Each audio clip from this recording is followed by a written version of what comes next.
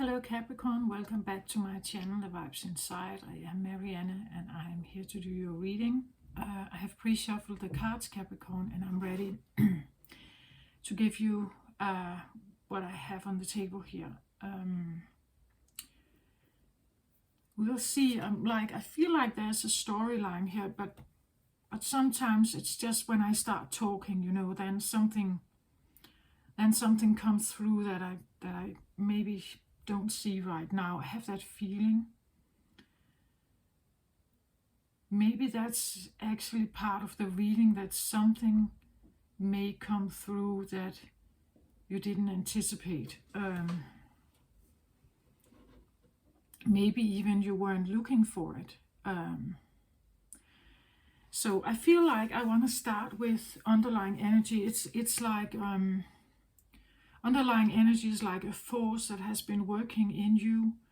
Maybe something you wanted to manifest, maybe something you have been aware of, like you've had your intention on this. And I don't know if I'm going to touch upon this significant Virgo reading I did 2 weeks ago. I don't feel it much here, but still that there's something. So underlying energy here, I have the corn, and it's clarified with Angel of Love here.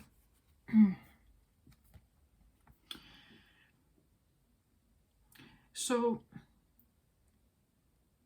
I feel like it's just, I really have to emphasize the difference between the underlying energy and the overall energy here.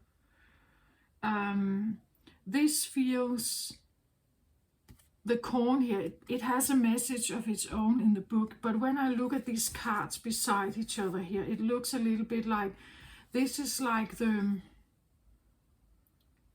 like a slow growing cornfield out in nature. It has its pace, like it grows in the manner it can grow. Like you can't force the corn to like speed up. It has a certain, temper. It has a certain pace. It has a certain growth, evolution somehow. But when I then look at this card here, this looks, somehow it comes across as, I don't know if I would say energetic, but definitely, or aggressive, but definitely energetic, right? She looks a little bit to me like a paso doble dancer, right? With a lot of temper, tango kind of, like very, like full of temper, and like, and so it looks a little bit like from something slow, maybe slow, or maybe even like self-caring here with the Angel of Love. This is underlying energy, right? So it's like this could have been a process that you have been very concerned with, like you have been thinking about this. What if the corn here is supposed to be, let's say, your life, your body, your life. Let's say you have been focusing on a life of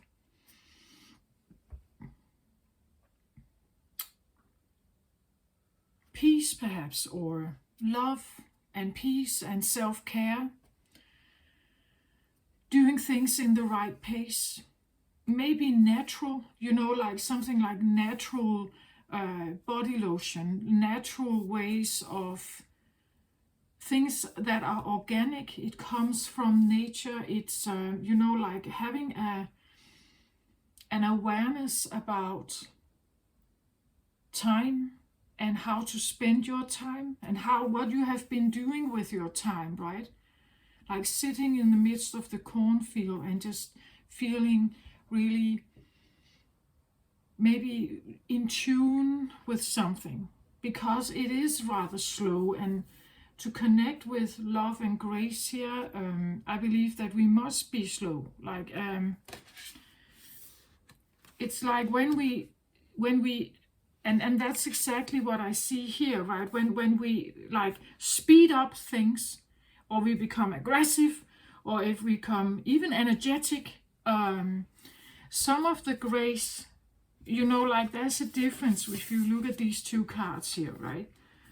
Like which one is most peaceful here and which one is most active. I think everyone can see that, right? She comes across to me a little bit like, you know, like a peacock with all the feathers, or, well, could they be like wings? In that case, I feel like, I want to say,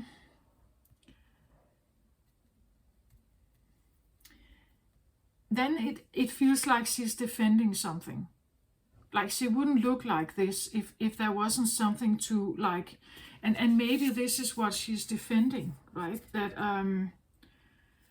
that you are again, this is underlying energy, right? So it's something you have been concerned about for a long time, I think. Like it could be, you know, that you want a sense of natural pace to your life. It could be that there is a respect for the growth of something, like having a respect for the cycles of nature or something, right? I took out as overall energy here, I have the mystical shaman cards today. And of course, I thought that when I took that deck, it kind of just, yes, of course, it's Capricorn, so why not the mystical shaman? Of course, it must be. Well, and the mystical shaman is interested and works with earth elements, earth,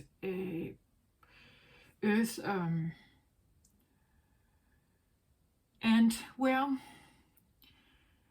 you can be interested in like earth as the globe earth. You can be interested in earth as, you could say, the city you live in, or just the you know, the ground you have where your house is, or it could even talk about, let's say, your own, that earth in this case represents, let's say, your own boundaries, that you are the fertile, energetic being that needs nurture, you know, nurture here, and being taken care of, and being fertilized, and rest, and having water, and having sleep, and, you know, like having an awareness on how to like get, I feel like, most out of life, like in a way that is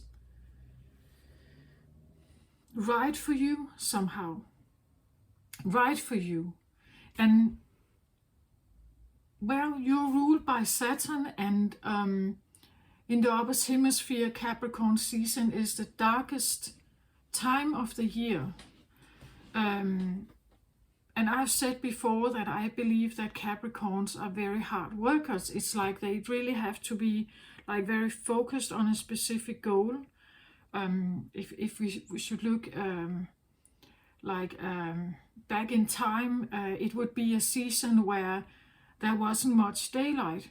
So it means that you really have to get the most out of it, right? That you have to gather the most you can while you can see something, right? And then you go inside, and it's usually cold, and there isn't much like corn actually in the field, right?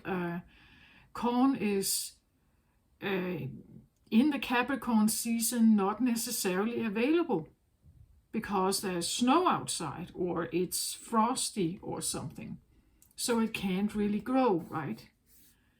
So this can talk about many things, right? It could talk about a gratitude that maybe you live in an area where there is corn, where there is actually food and everything available, even though it's winter time. In the Western world, we do have, even if you live in like remote areas and maybe like not very easily accessible areas, you can actually still get groceries. You can still have a life where you are not needing to gather, like, you know, like harvesting and gathering for the winter, right? That when we look around our world, it is possible, like, to actually sustain yourself. It could be the sense that you have been sitting in a, like, wondering about this, like looking around and being actually quite grateful that that you live in an area, or that you are in an area where you feel safe somehow. You know, like there's food on the table, an earthy element, right? An earth thing or a body thing. I see sometimes earth also as Gaia, like and Gaia is our Pachamama, our globe. This is where we live. It's like our mother, right? She's our place, our temple, our. Some say the body is a temple. You put it into your situation, what you feel this could be. I just have a very strong feeling of like being in a space of slower awareness here. Slower awareness. Or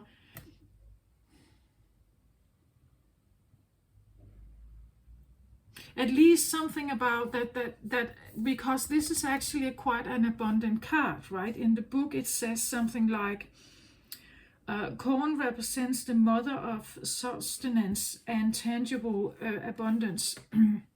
The symbol represents material prosperity in the world of form that provides stability and sustenance to many. There is more than enough. And it has been, you know, like it has been a driver in you. So I think you have been focusing on something about maybe having enough. I think this is something that is kind of embedded in all Capricorns. Because once, where we didn't have electric light and electric cars and everything, it was literally like that. Being born in Capricorn season was a dark time. It was cold.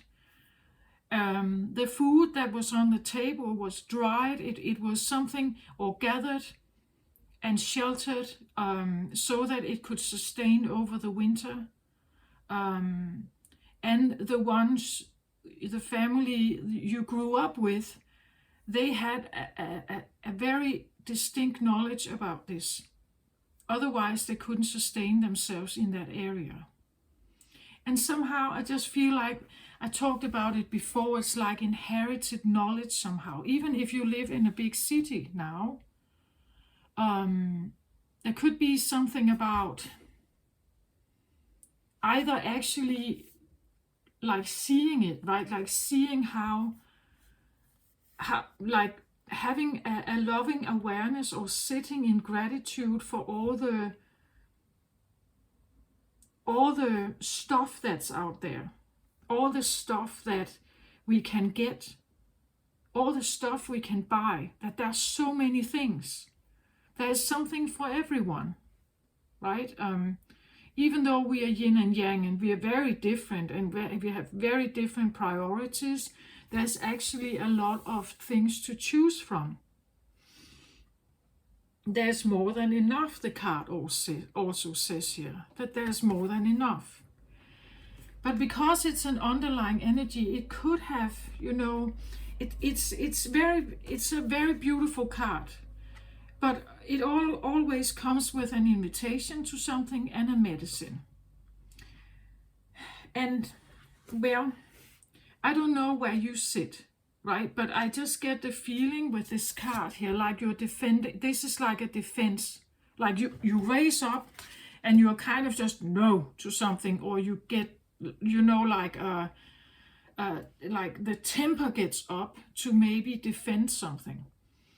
And I think it has to do with this, like you're defending something here that you have somehow created, or you're trying to hold a feeling. It could be, like a recognition that the world is very abundant, that there's so many things that you can do and look at and buy, of course, but if there's so much out there, that there's something, we actually have a quite abundant earth.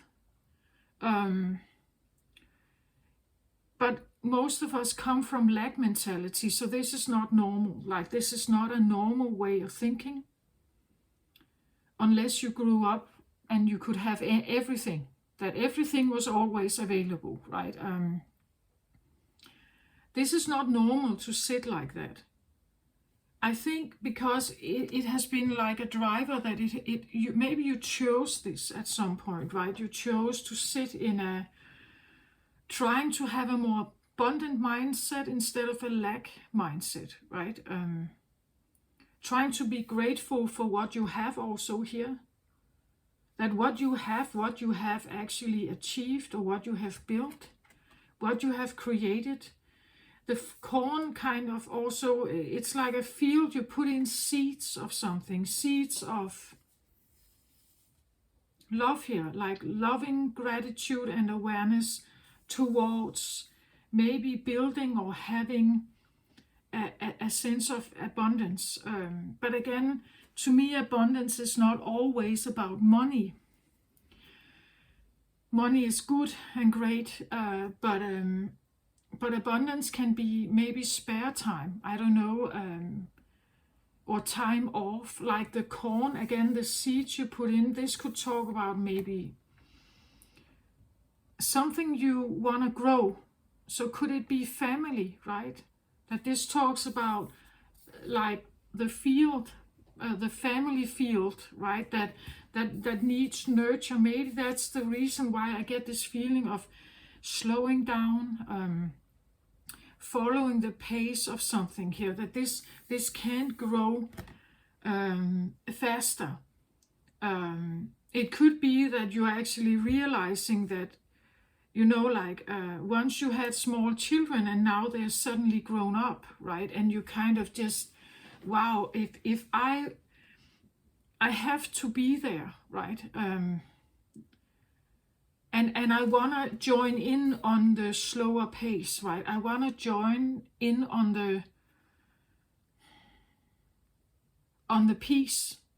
I want to join in on this idea that things take a while, and it can be different for every person, right? That if you speed up here, as I've said before, when we speed up, grace disappears. Like the love disappears when you speed up things and you become stressed. Then love disappears and grace disappears. When you sit in a field, looking at the grass grow, right? But if you do that, you can't force it to do quicker. And it allows you to like really slow down or de-stress. Maybe you have been in like a de-stressing mode here.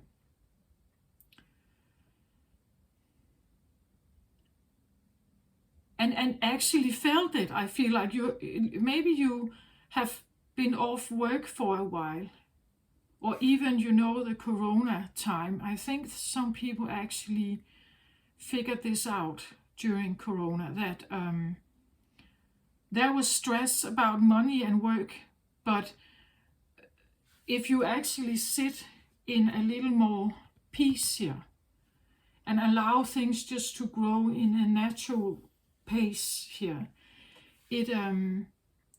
you can actually embrace more grace energy. You become different. and others do too. Like if they sit here, it becomes different. You can de-stress when you slow down your pace. But that's not what we are used to, right? We are actually used to speed up our pace. We have to get things done quickly. We have to get things, be efficient, right? And we have to like get things done quickly. That's kind of the what I feel like is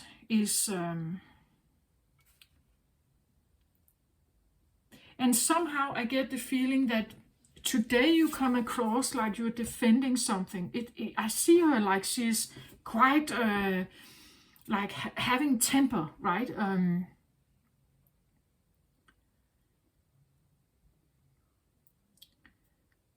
Like this could even, I don't know if there's something like that going on in the world. I haven't been taking notes about that, but this could come across as, you know, like a earth response, like earthquake or something, or I don't feel like we're rainmaker, tsunami, you know, like that suddenly something raises up because it's I get the feeling it's like it's defending something. Like it wants to defend the slow growing field here. So we could talk about children here, right? Or, you know, like you have I don't know, maybe you have a little business or you have an investment in something here, right? And it grows in the pace that it grows. It can't grow any faster. Not everyone like corn, right? You know that it could be something about maybe what is done or made is not for everyone. It could be something like that. You know, if you work in a shop, not all co-workers there work at the same speed, right?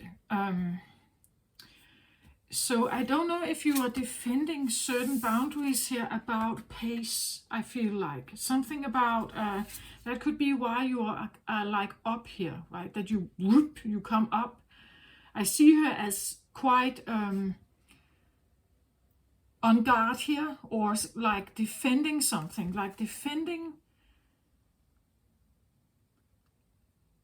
perhaps another person here, or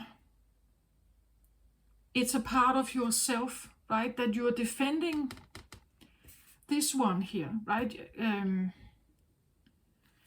I've said during these readings, the round of readings here with the tomatoes as the front picture, I've talked about that it's like every zodiac, at least that's how I feel, that every zodiac somehow defends something, that something is important to, very specifically to them, right? To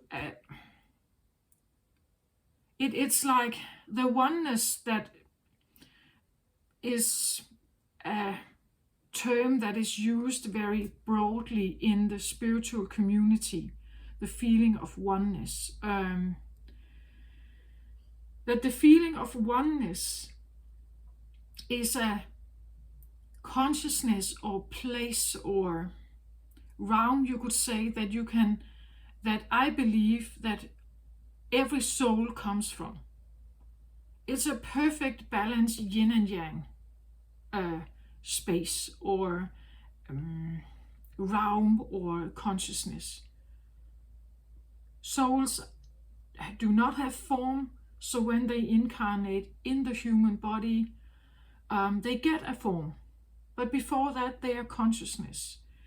And in consciousness, oneness, it's like everything feels like one. It means that being in here, feels like it's perfect for you, the perfect for the soul to be here. It's constant yin and yang balance. When you're in here, you don't even have a clue about yin and yang because you don't feel any discomfort. It's all perfect, always. And then we get a form. Then we sit here, right? And this form needs to be sustained. We need food, shelter, sleep, warmth, care, consideration. We need many things actually. But to sustain the body, at least we need food and drink and sleep and shelter and warmth. That's some of the primary needs to survive. And then there's others. But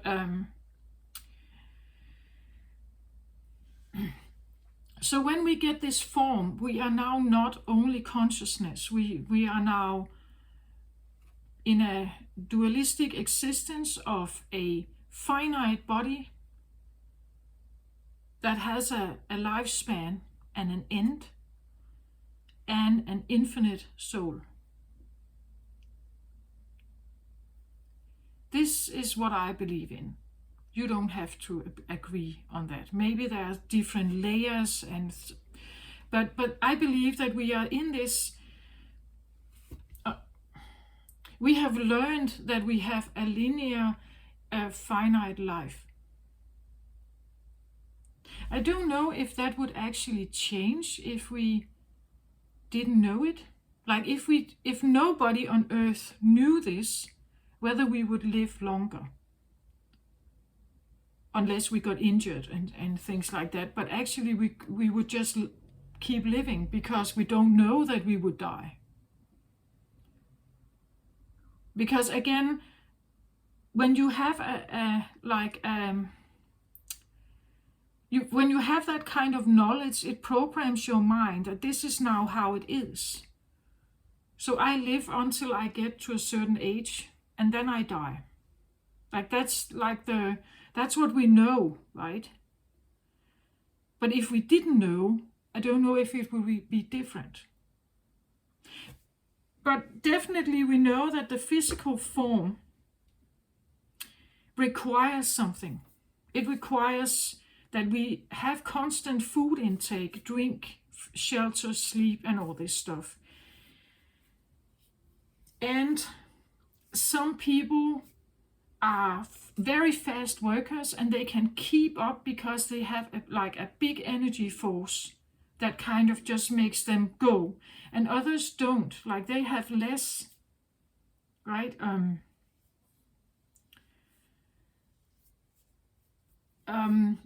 Well,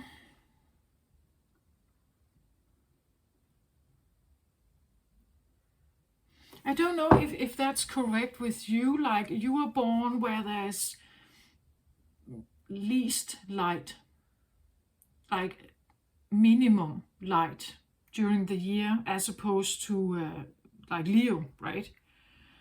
Or your opposite Cancer, that's also a time where the sun is more, or it's much lighter. The days start early. But with you, we have like short daytime. It means that there could be more yin energy present with you. But the dark time of the yin and yang aspect kind of tells us it's the feminine part. So there could be more rest. There could be more, maybe that's what this talks about, that maybe you are a person that actually needs this. Like this is a part of your biorhythm or something, right? That originally Capricorn was designed to work few hours and then rest a lot because there was no light. It was cold. You couldn't see anything. So you should work less hours and then have more downtime, you could say. That could be the biorhythm of Capricorn. But as I said, when there's daytime, then they are very active, right? They're very on, because they have to like really get from A to B. And because it's winter time, it's very important to get from A to be, right? To have food, shelter, all this stuff. You have to chop the wood so you can have fire. You have to get the food from your shelter, or you have to go hunting or something. You have to do that during the daytime. And then you come home, and then there's maybe more downtime. Maybe that's what you're defending here, that you somehow need downtime, like, or you need time where you are, not as active. Like usually, at least what I know about December is where I live. Well, it's colder. It could be rainy, frosty. It's not necessarily like a time where you really want to go outside. Like you really have to choose it, right? As if you are a runner, perhaps, right? You run. You really have to choose it, right? It's cold. You have to like put on more clothes and stuff. And you probably would use the daylight. That would be where you would be most active. That would be the normal cycle of the year. And as we know from like Cancer and Leo season, like days start very early, the sun comes very early, and you have long days, right? So you can divide everything you want to do during that day. You can be active for a very long time before you can see anything. And even when it's summer, I want to say the nights are still not as dark as they are during Capricorn season. Like it becomes really dark and you can't see anything. That is the difference. I don't know if you are somehow defending the slow, like whether you are defending the slow time. That this is a part of you.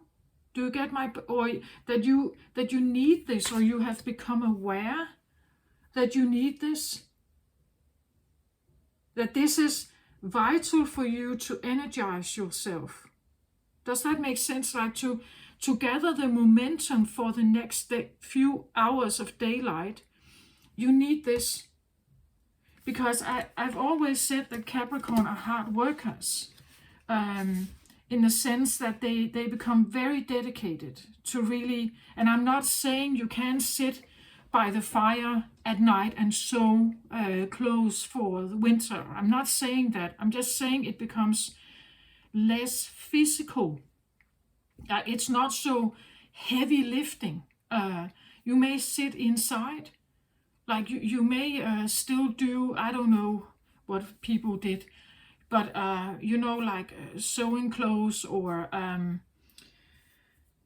reading stories for the children. Like the quiet time, it comes across as quiet time in your field. Quiet time, quiet loving time in your field here. And it has this like a slower pace to it. It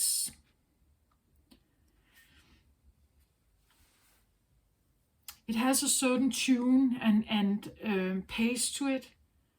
And I feel like it's almost like you are defending that this is how you are. Like that maybe you have become aware of it, right? That this could be part of your biorhythm, right? That you actually you are composed like this. I'm not saying you can't sit with your computer at night and work. You still can, but like you're not running a marathon out there. You're not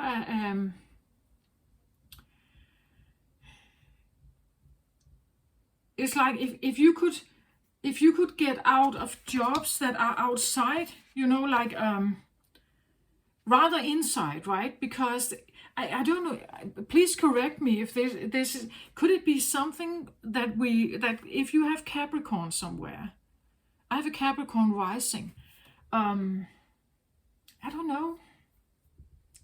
I'm a Cancer sun and a Capricorn rising, like they are opposites, right? So I do like the sun. I like to go out when it's summertime. I really enjoy the summer, the flowers and the colors and everything. But when it gets winter time, like I close in more and I sit with my blanket and I'm appreciative of the heating in my house and the food that I can get and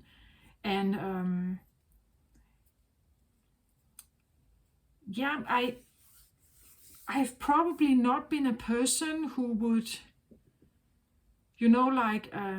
apply for jobs that were primarily outside, and I think it's because I know, like, when it becomes winter, autumn and winter, it just doesn't sit with me right. Like somehow it's then I'm supposed to be inside. I don't. This could be just, like, you could think about it as just kind of selfish or egotistical, but actually, when I look at these cards, it feels more like it comes across more like an innateness, like something that is, as I said, biorhythm, DNA, something. Because there is this idea that the winter is long and we have to sustain ourselves and our energy. We don't get much, like light from the sun to activate us. When you take the electrical light, oh my God, the electrical light out at night. If you did that in the entire house, you would become sleepy.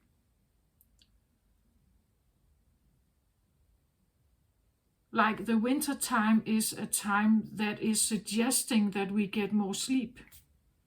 We don't, like, we sit with our computer and television and everything and our electrical light, but the time of year is suggesting, if we took all of that away, it's suggesting go to sleep. There's nothing more to do. So you see, it's almost like there is some kind of awareness. I don't know if this is like, maybe it has become more and more of an awareness for you that slowing down and accepting the cycle of life, that when it's dark outside, it's dark, right? I know you can put a spotlight on a football field, but when it's dark, it's dark. When there's nothing, maybe that something is slow growing, or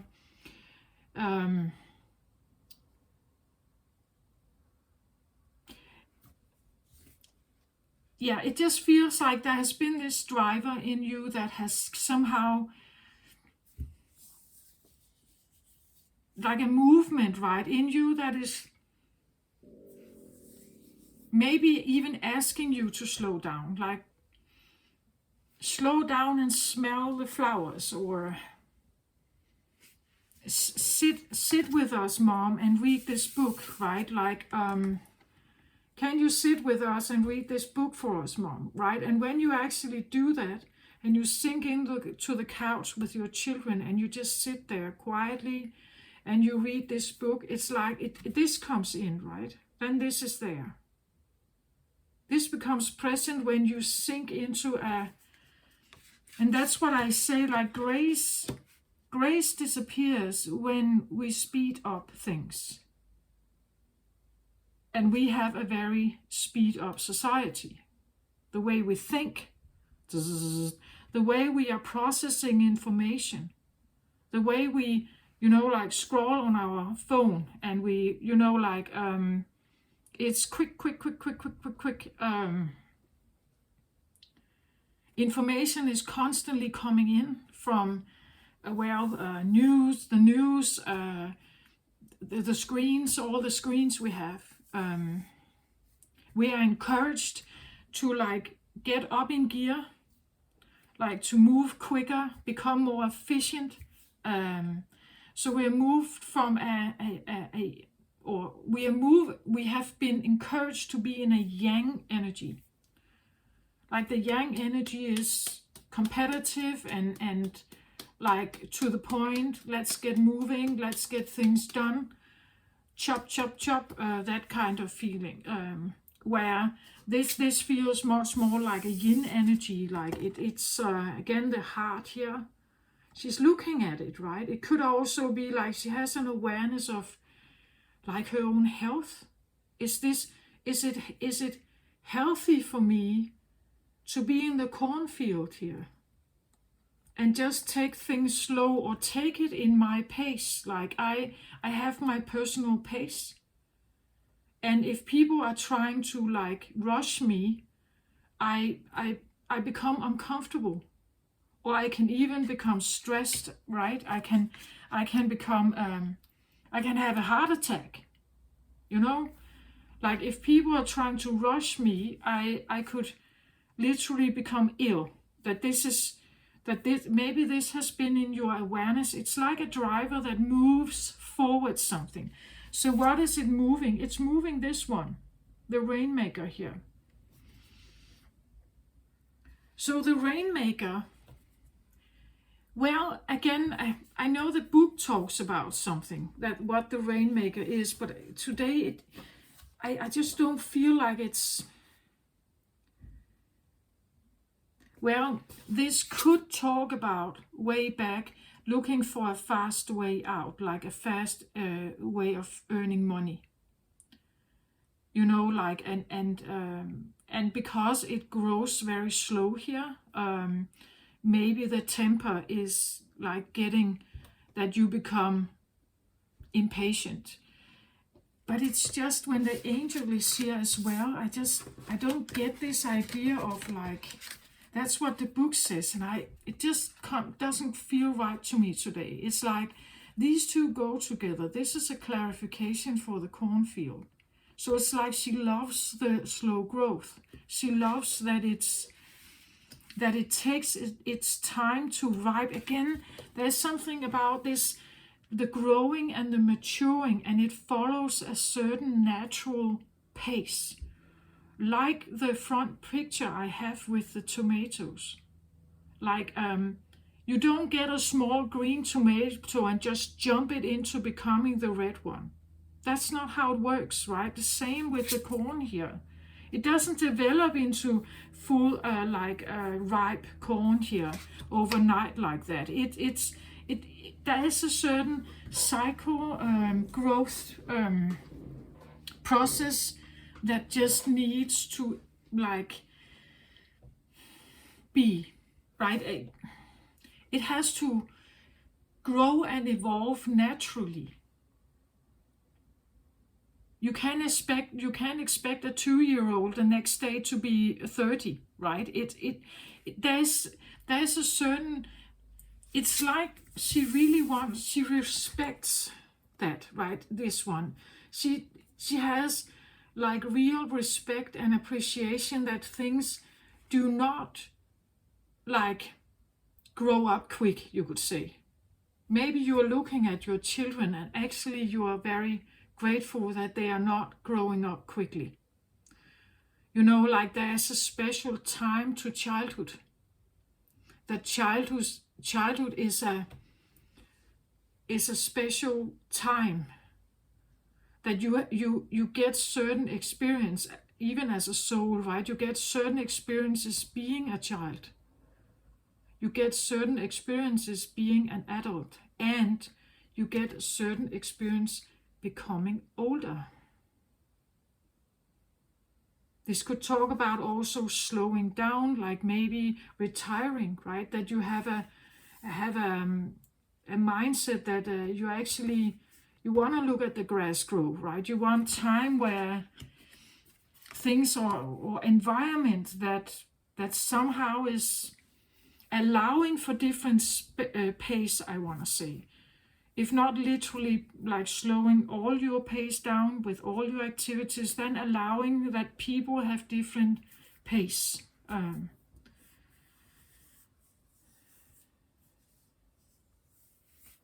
I feel like defending something, like, again, and it comes up with the Earth Star chakra here.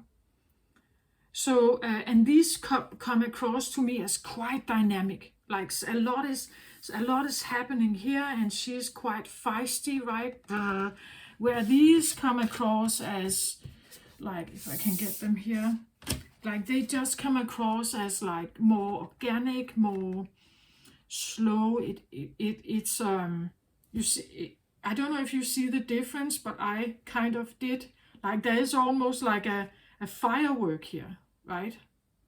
Like a firework with the Earth star, and again Earth Star here, right? Earth Star. But you see, it's like,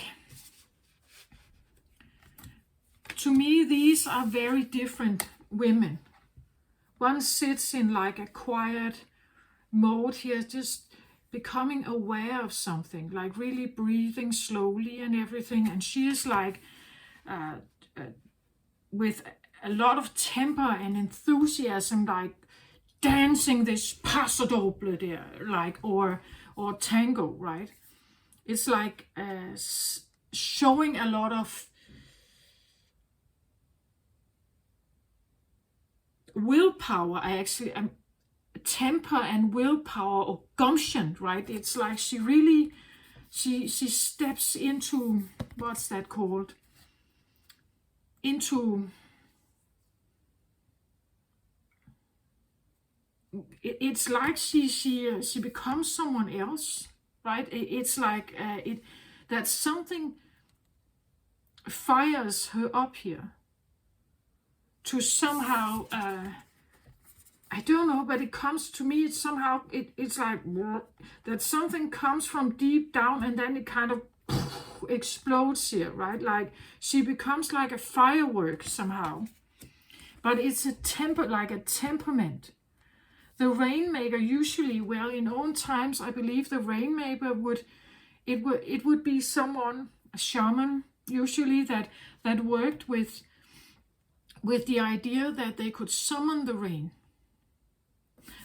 for the field, right, for the corn. That when summer had become very dry, it could be a time that we call in for rain here. And to do that, you needed to somehow work with certain energies to get that forward.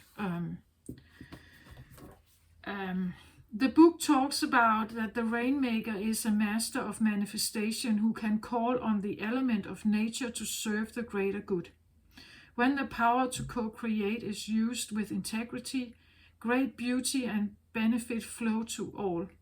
When this power is used for personal gain only, everyone suffers. When the earth is parched, the Rainmaker calls the water from the heavens, and all that is dormant in the fields and in people's hearts spring to life again. People's hearts, right? And we have the angel of love here. And she actually looks at her heart here, right?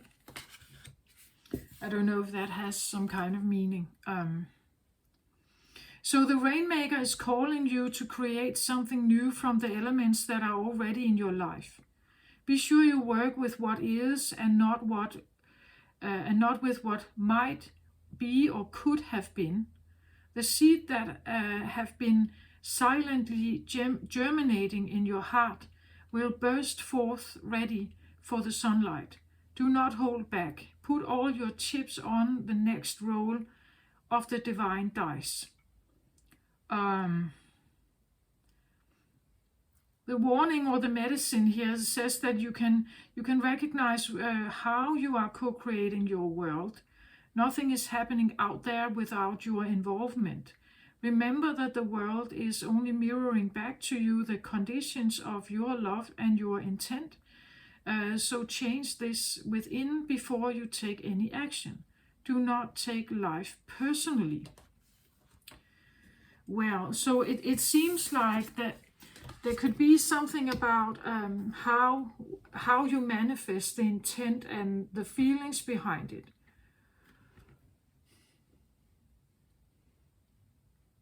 Well, somehow it comes across. I don't know if you know this. Again, underlying energy can be subconscious, right? That you have no awareness that this is part of you.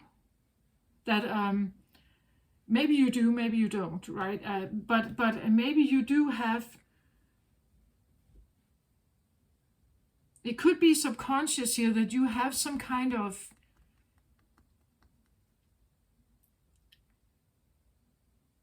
understanding that things have to be in the pace, the right natural pace. That things take time.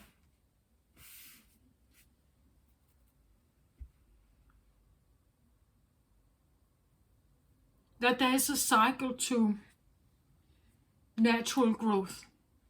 And you can try to speed it up by, and as I said, maybe you have been involved in some kind of like quick money scheme or something, or a quick money plan.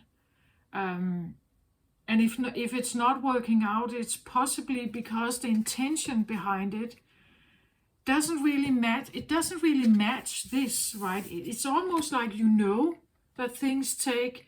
Maybe that's why Capricorns are hard workers, right? And very like focused and dedicated and disciplined, because they know that it takes time. That's just how it is.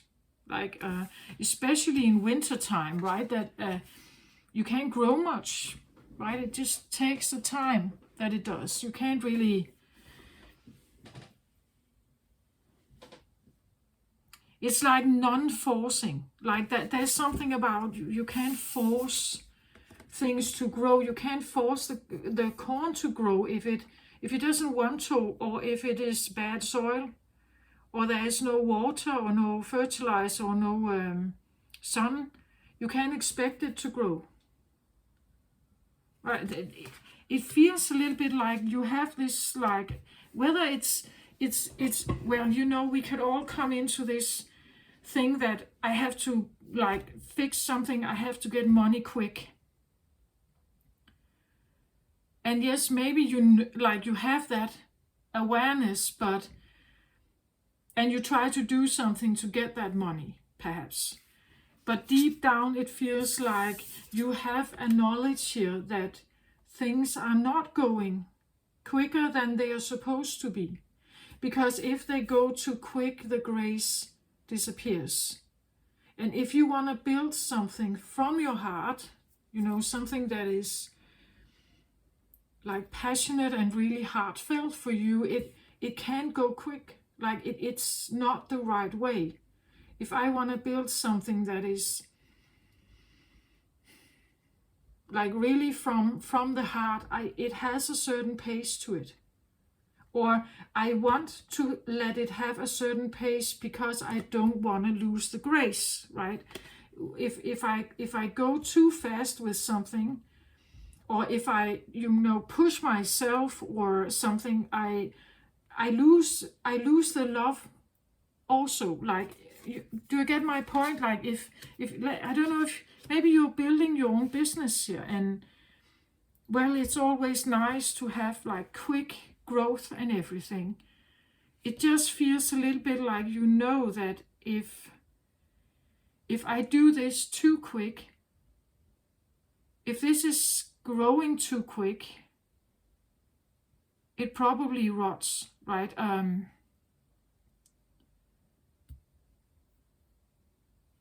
If it grows too quick,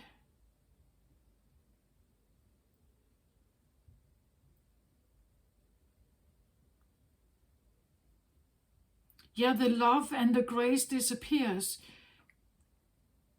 Does it make sense if I say that you come home from work, you have to get dinner ready, and you feel like you are a bit late, and it's already a bit late, and you you know, like you stress a bit through the dinner making.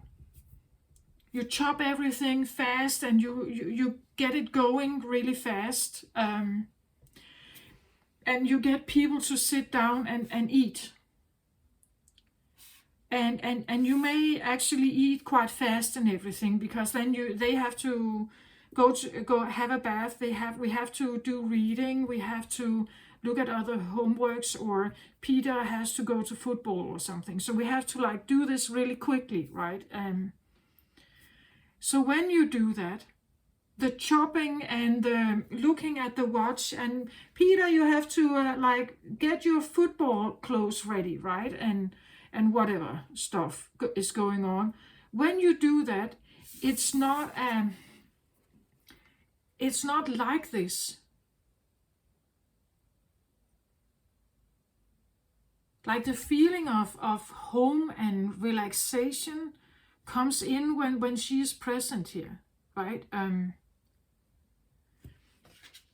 But I think that it is a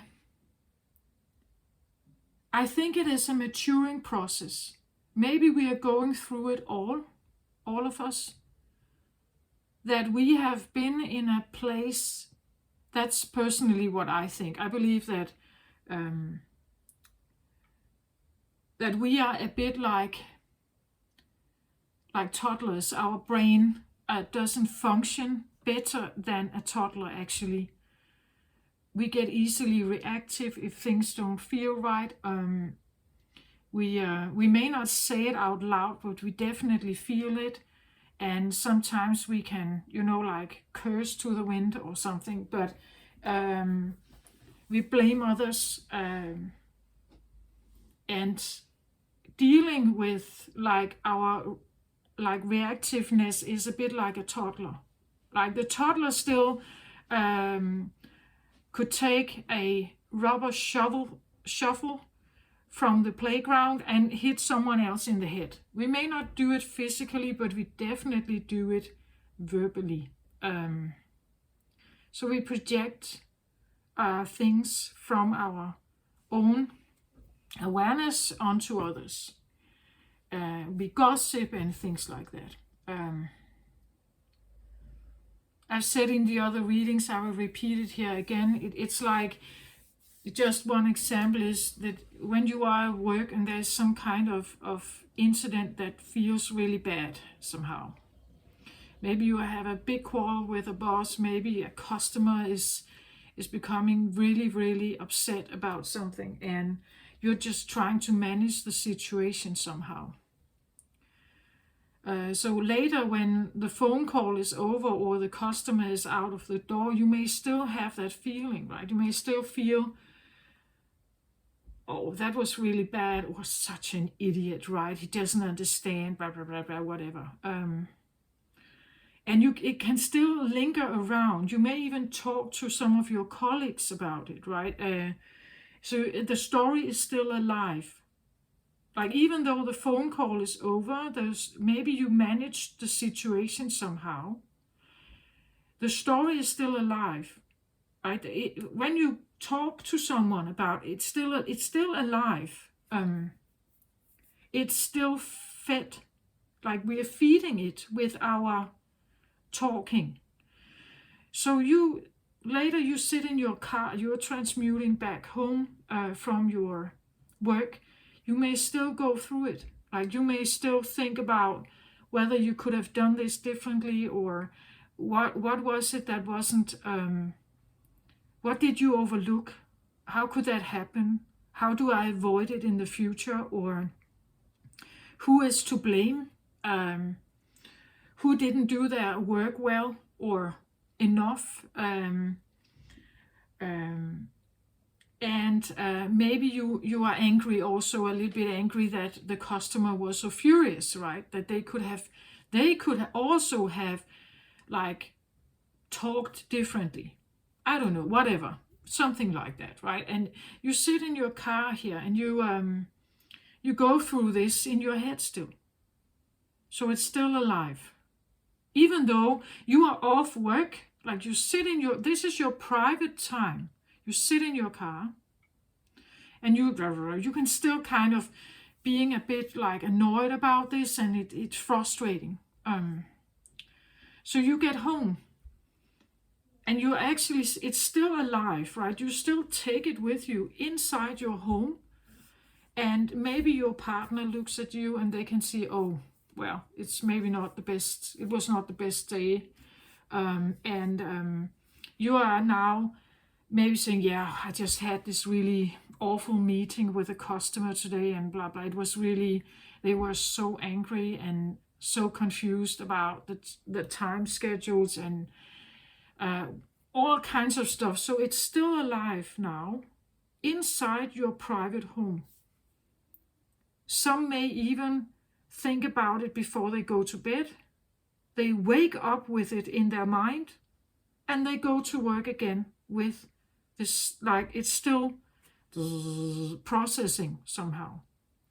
So it means all the time you had at home and with your partner and with your children, it was not really relaxed. It was not really downtime, right? It was not really downtime right here, like rejuvenation time, balanced time, or joyful time. It was not, there was no love there. Do you get my point? Like sometimes we do that. We take it with us, we allow it into our personal space, and it's still processing there, right? Your partner feels it, your children feels it, you feel it, and it's like you can't seem to get rid of it somehow. You may even take it with you the next day to work. So this thing, this quarreling has been feeded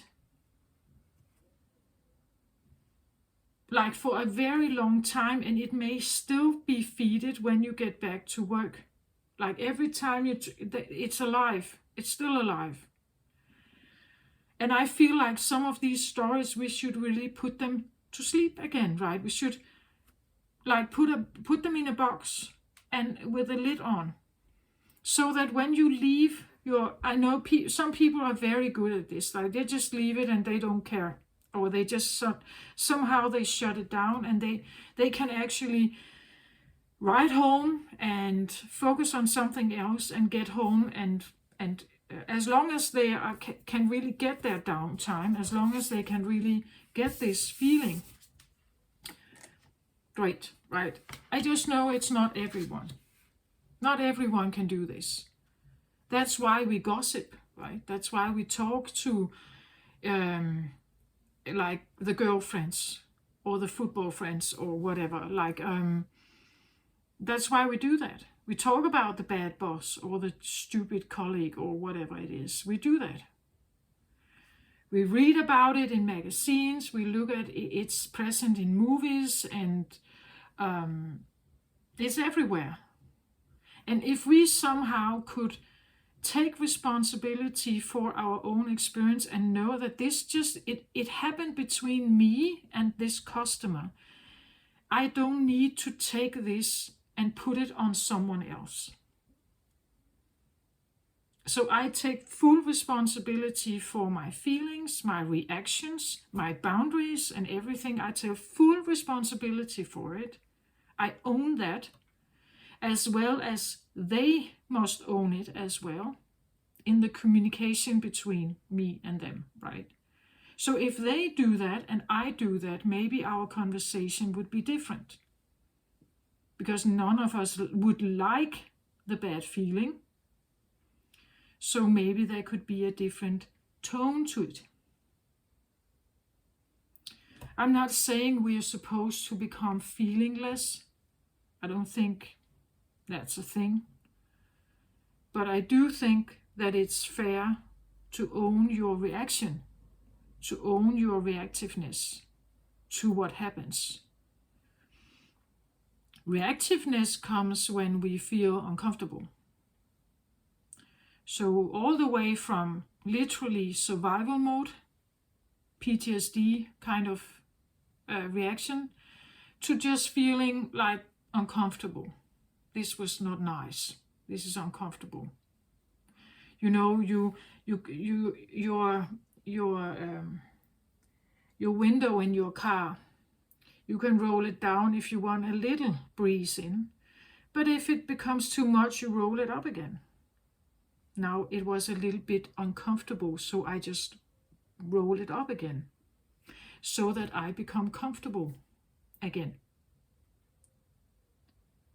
Like we really have that, I think, to a like a big or high degree, or big or low degree, depending on who you are and what your boundaries are and needs and everything.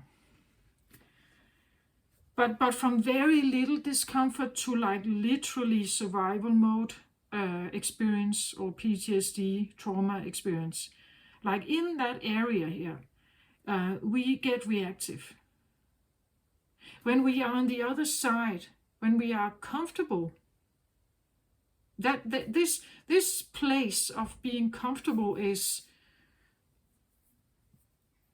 actually a bit strange, because it's almost like we don't notice it.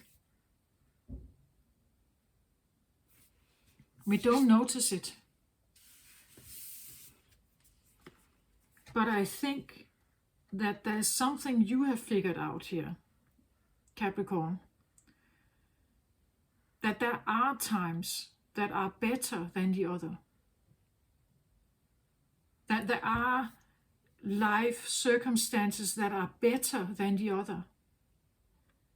Where you are more comfortable, or where the grace and love is there, right? And I think that this has been a growing awareness in you, perhaps maybe like really from the subconscious mind coming slowly more forward here. That now this is becoming something that maybe you became conscious of it. You figured it out. And after that, you may have been, like trying to plan your life, maybe making changes in your life. I believe that life here on earth is like a labyrinth, or like a maze. We are all different. We want different things. We like different things. We feel discomfortable or comfortable in different ways. Some are loud, some are quiet, some are extroverts, some are introverts. We are yin and yang. We are a big spectrum of yin and yang, very broadly. So many atoms that navigate with each other all day. And we have chemistry with some people, we don't have with others. It's a natural process. We have to figure out how to navigate each of every atom, each of every person. We have to figure out that there's one cornfield where you feel that this is a place where I feel very comfortable. Right? This could be a place on earth, it could be a town, it could be a workplace, it could be,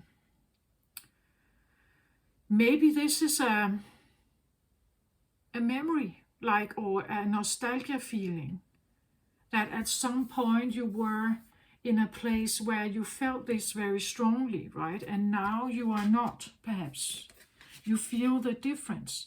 That is how we navigate. Like we figure out, where do I fit and where do I not fit? Like, where am I comfortable and where am I not comfortable? Like, and how do I navigate this? And if I could choose, we usually would go for the comfortable. Or, again, comfortable, we can put it as opposed to what is fun or boring, right? Or what is energized and what is very quiet, depending on what it is that you're looking for. So the cornfield may not be quiet. Maybe the cornfield is funny, right? it's abundant in some way, and you feel aligned here with it. You feel aligned with it, right? It comes across though today as quieter, like more peaceful, like it's like you can hear the flies in the air, or you can, or the buzzing of the bees. That's how I see this, right? It's like walking in this field and just feeling the breeze of the wind, and hear the buzzing of the bees. That's how it comes across for me today.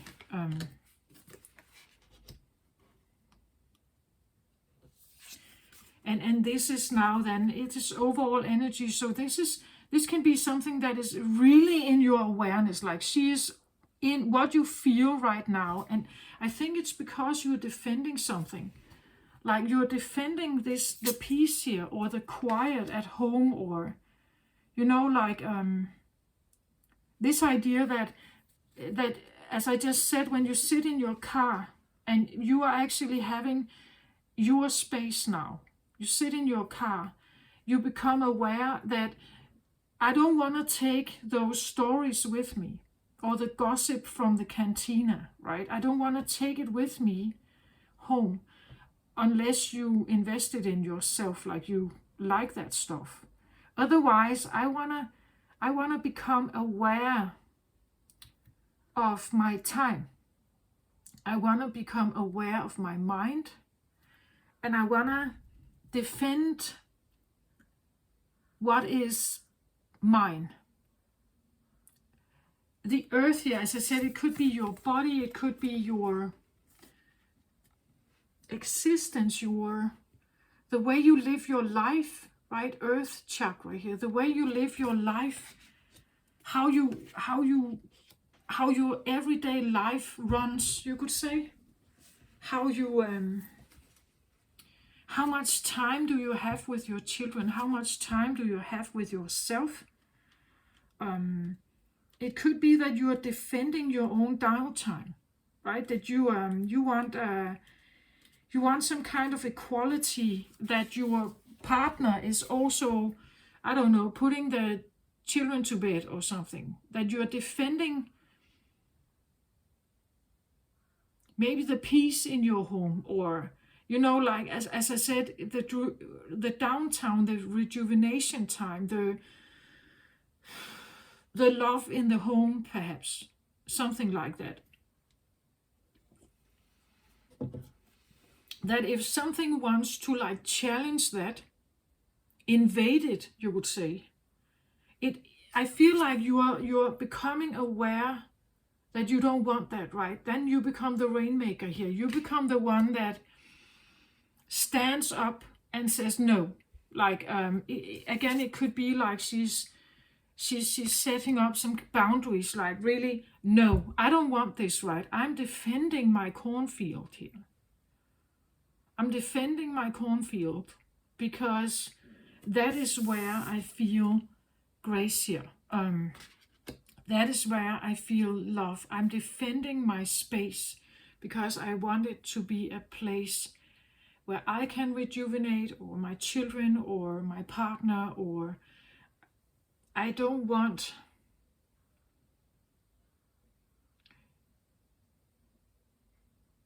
like, it's the realization when you get stressed about something and how that makes you feel, right? That it maybe it releases stress hormones, and you get uncomfortable, and you can't think straight, or something like that. That it's uncomfortable, and you don't want that. You want to go back to whatever feels comfortable for you, right? The Earth Star chakra here, with the Rainmaker, it talks about initiation. It stands here at the bottom. It talks about oneness. It talks about collective consciousness, anchoring transmissions from the higher realms, sacred earth knowledge, and integration of the divine, working with grid lines. So integration of the divine, I really feel that it's like that there is something about there's something about love here, right? That there's something about the love frequencies that you would like to have more of, or more consistently in your life, right? That you're not losing them. So you're somehow defending this one, right? That this is important, that it's present somehow. I think we're going through this, all of us, actually. I don't think I think it's collective. Like in spiritual circles, there's this talk about the split between the third dimension and the fifth dimension. And the third dimension is a very hard working, but also an energy of lack and suffering and pain. And the fifth dimension comes in with more love light codes. And we are invited to come along. But it also means that we may purge some of the feelings, like the painful feelings, the woundings. And we need to embrace the light, actually trust it, and open ourselves up again. From having maybe a closed heart chakra to open it again. Choosing cornucopia, right? Choosing it's a different lifestyle. It comes across as peaceful for me, but put it into your situation. It's something that feels right in the heart here. Whatever that may be. As I said, maybe it's organic living. Like maybe you want to move to some kind of organic village, you know, that has its own little self-sustaining community with cows and everything. Maybe that's what you're really like wanting. It's almost like going. It could feel a little bit like going backwards, but it's about sustaining, having something.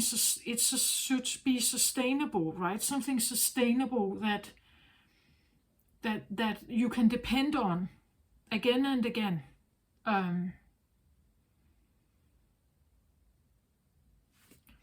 So it talks about oneness and collective consciousness, anchoring transmissions from the higher realms. This is also what I feel like that it's supposed to be that these light codes are coming in, and well,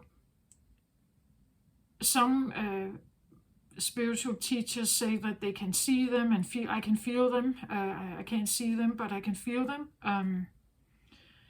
And if you slow down here, you could feel them too. Like but you really have to really, yeah.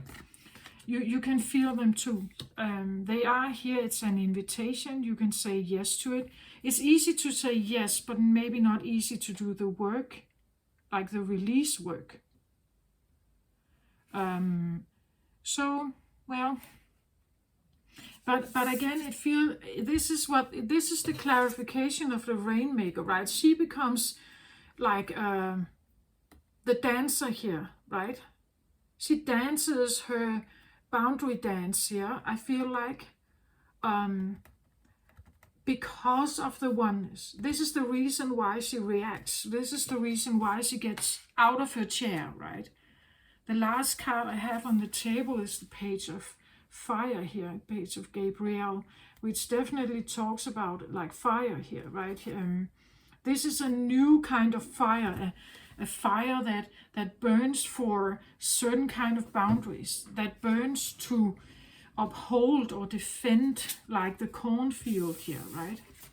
It could be that you literally become like a climate defender, right? That you just, that this is now on your mind, that you have like a big heart awareness about wanting to preserve the cornfields, wanting to preserve earth, like having a big ecological kind of awareness, climate change awareness, all this stuff, that this is now your new passion, right? This ignites this fire that kind of gets you up here and kind of dance your dance, right? And really become like a strong speaker, perhaps, of something here, right? She's quite temperamentful here, or intense. She's intense, I feel like she has an intense aura somehow, like, you know, like a paso doble dancer, right? There's a lot of strength somehow, right? There's a lot of power and strength that kind of like gets you up. I feel like it's a new feeling, perhaps, like a feeling that damn it, right? I'm defending my cornfield here, right? Don't get into my space. Don't like this is my space, right? This is mine. So and I wanted to stay like healthy and nurturing and caring or compassionate here, right? I want my space to be that, or my town, or, you know, like local, it could be your country, like you decide that I want to do something about our cornfields. I want to do something about nature, right? Because actually I care deeply about this, so I have to get out of my chair. This is like, you know, like when you get up, like something has maybe gotten too much, so now you kind of get up and you're defending something. You are speaking your mind. You're setting that boundary. I don't know. This can be. She looks like she's dancing, but maybe you're writing complaints, right? Maybe you're trying to talk to the government. Maybe you are becoming a politician. You know, like you get out of your chair here to do something, to defend something. Just, it's almost like I want to say, "Ooh." Like, be aware of your temper. Be aware of your temper, because when you become like this, you get out of this. And this is what you're defending, I feel like.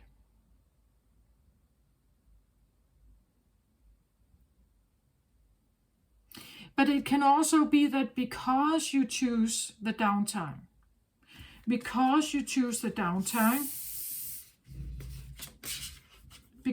do focus on your downtime, on your relaxation, on patience here, you actually have strength and power to react when you need to, right? That the balance comes from having some of this so that you can activate this, right?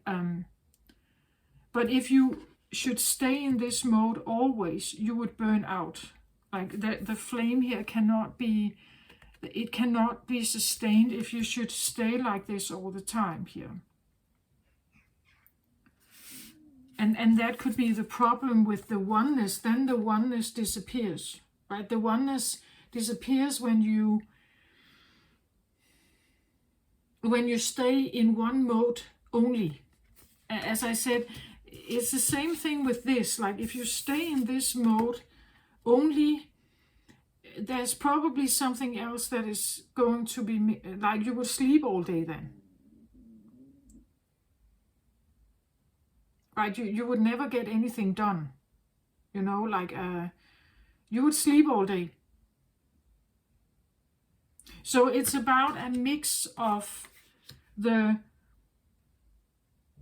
right energetic match for you, so that you can sustain your fire here. Like, this is life force energy. This is like an ability to have drive every day. Some have a lot, some have less. And Capricorn, I'm not saying that you don't have it, but I think it requires a lot of you to activate a lot of fire. Like you, Leo, the summer zodiacs, they have more of this. Like they have more of this usually. I'm not saying that you don't have it. I'm saying that you're probably needing to plan it somehow.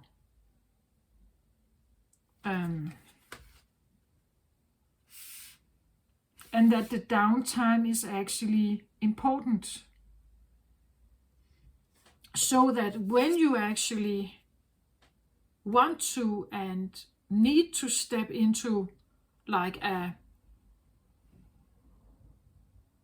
in strength, like stepping into strength and showing the world, this is my boundary, for instance, right? Then you can actually do it. But you can't stay with your arms up here and showing boundaries all the time. There has to be a place where you can feel safe and relax also, right? That is how you create the oneness, as the oneness feeling I told. This is where you can have the most balanced life. That when you actually make sure you have your downtime, make sure that you have the boundaries for what you don't want to be in your private sphere, for instance, right? That you are very, very aware of what is there. We all have chores. We all have things that we may not enjoy. Just make sure that there's something also that you do enjoy. Something that you find is funny. You're not doing it out of obligation or like something like that. You're supposed to do something that really rejuvenates you, right? Even if you're just looking at the grass growing.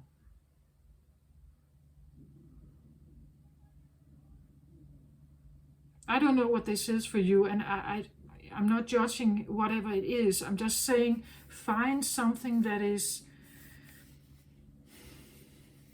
like really, well, it's almost precious, right? That when you look at the heart, the heart is like if we don't have a heart, we are not alive, right? If you don't, we say we can get a broken heart. We feel things in our heart, right? It's like it's like she's taking a closer look at her heart here. What's actually heartfelt? What feels right? What is caring and loving for myself also, maybe also for my family, but what is loving and caring for me, right? And having a greater look at what kind of seeds do I put in my field here that is self-caring and self-nurturing here. And if something comes in and tries to break that or disturb it or invade it, I'm really not having it, right? I'm saying no to that. I will put up a dance here, right? Because it's precious to me. Like I need that. I need that space. Or if you are fighting for, let's say, fighting, but if you get out of your chair, it's because you defend something. You defend your right to relax, perhaps, or to have calmer time, or maybe alone time, I don't know, but definitely something about what seeds do I put into my field here. And I want it to grow with care here. I wanna see it grow with care. That's the right way that things are growing. It has a certain pace to it, natural pace, and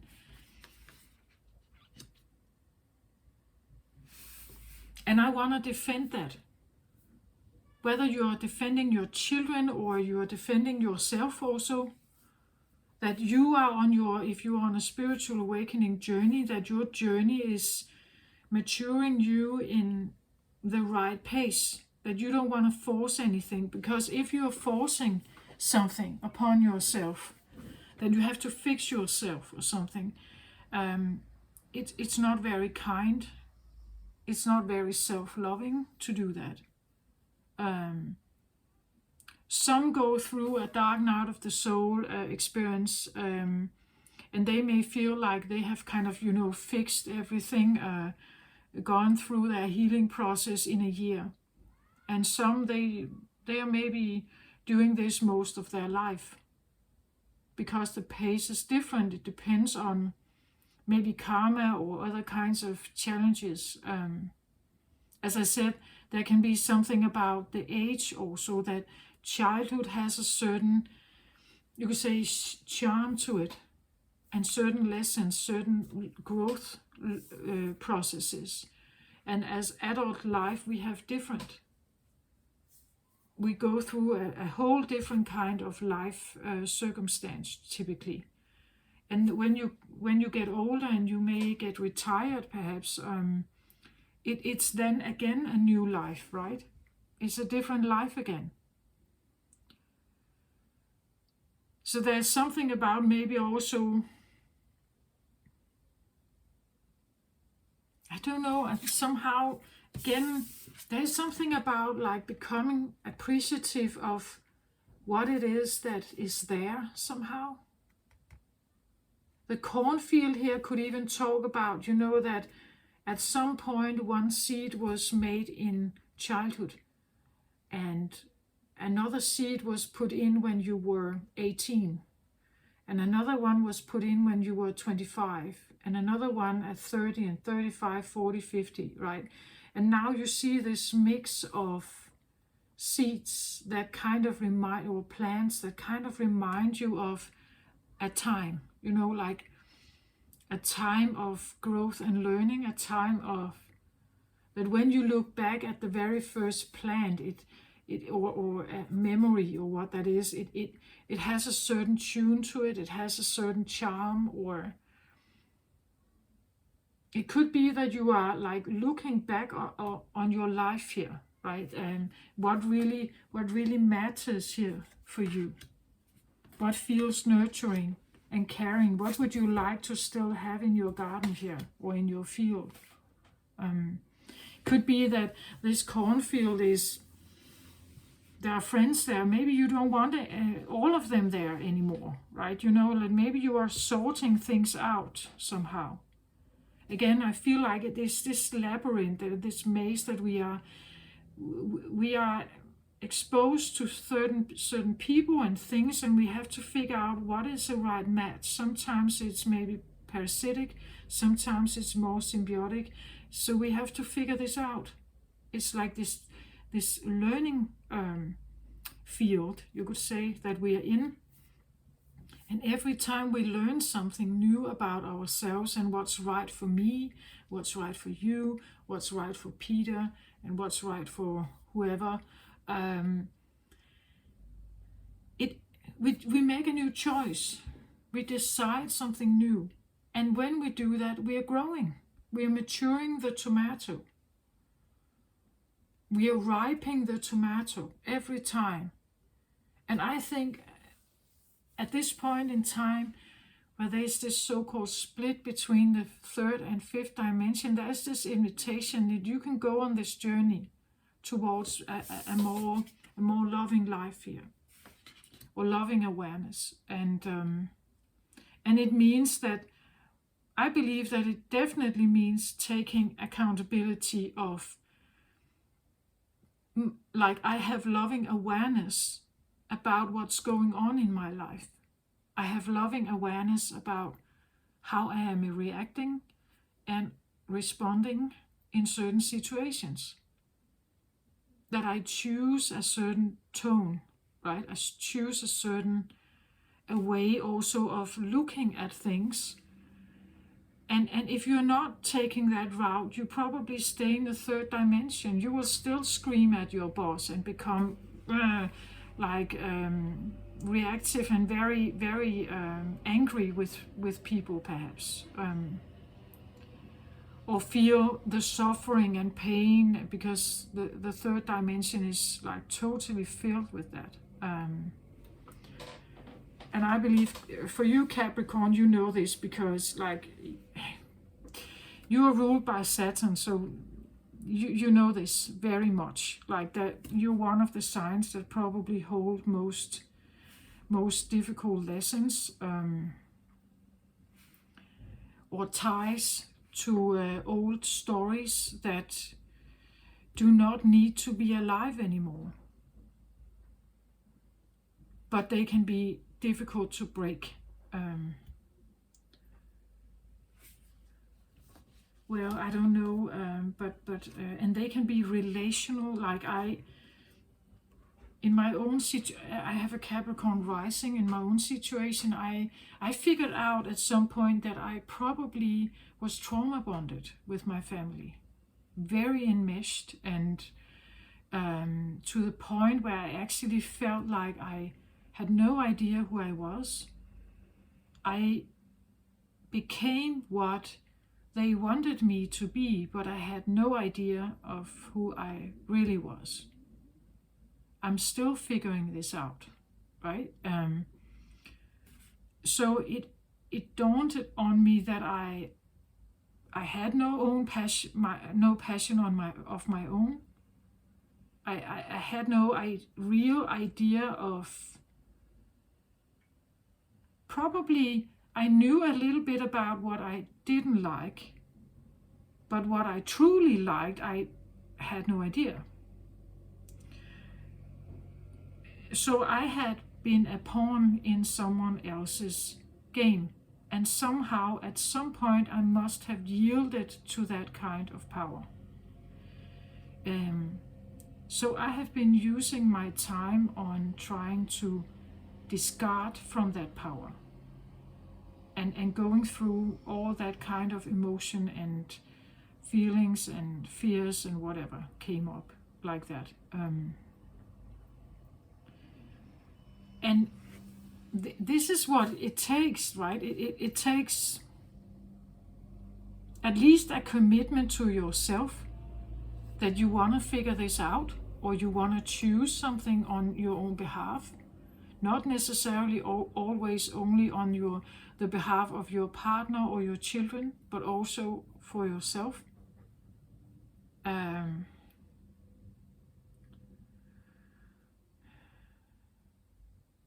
it is a maturing process. Like I was highly codependent, trauma bonded, also called a love addiction. I never thought of myself as being addicted to anything until I figured that out. Relationships are not easy for me. Like, not if I put in my heart, at least here. Not if I put in my heart. Like this comes with a sense of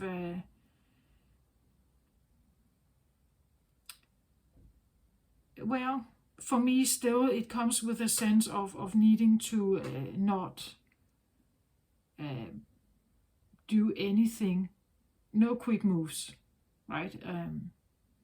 There's no reason for that.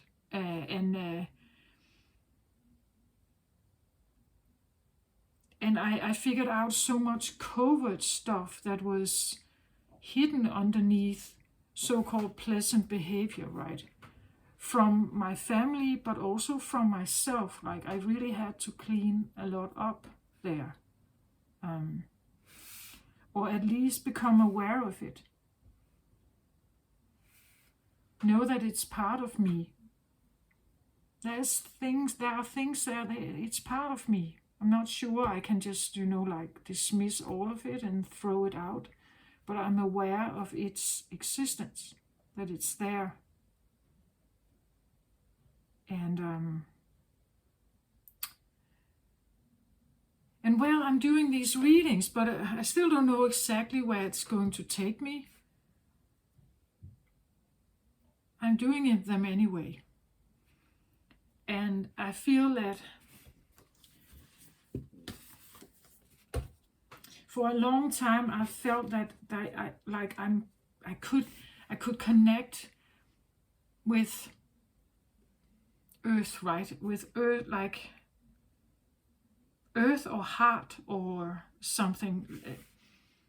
Gaia. I think that I do have often cards that talk about earth, Pachamama, mother-like figures, the awareness of yin and yang, divine feminine, divine masculine, but definitely I feel like there's something about the Pachamama idea coming through for me.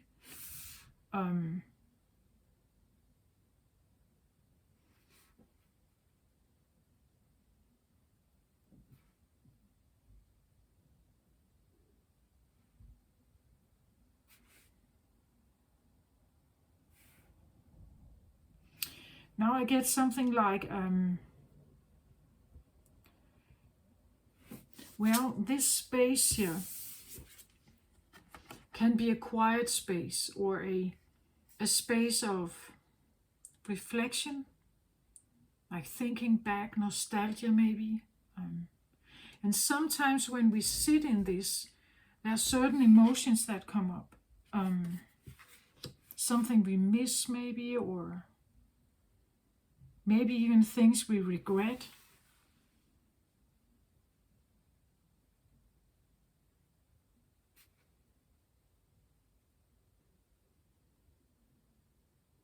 And you can get that when you are in this like a very active state and very dynamic. You usually push those feelings aside, right?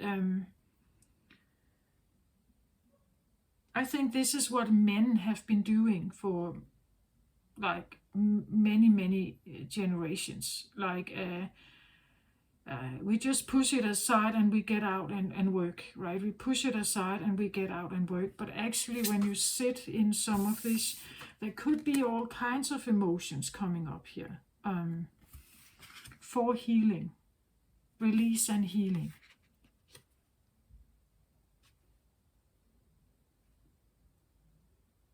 Where we do not necessarily get in tune with that.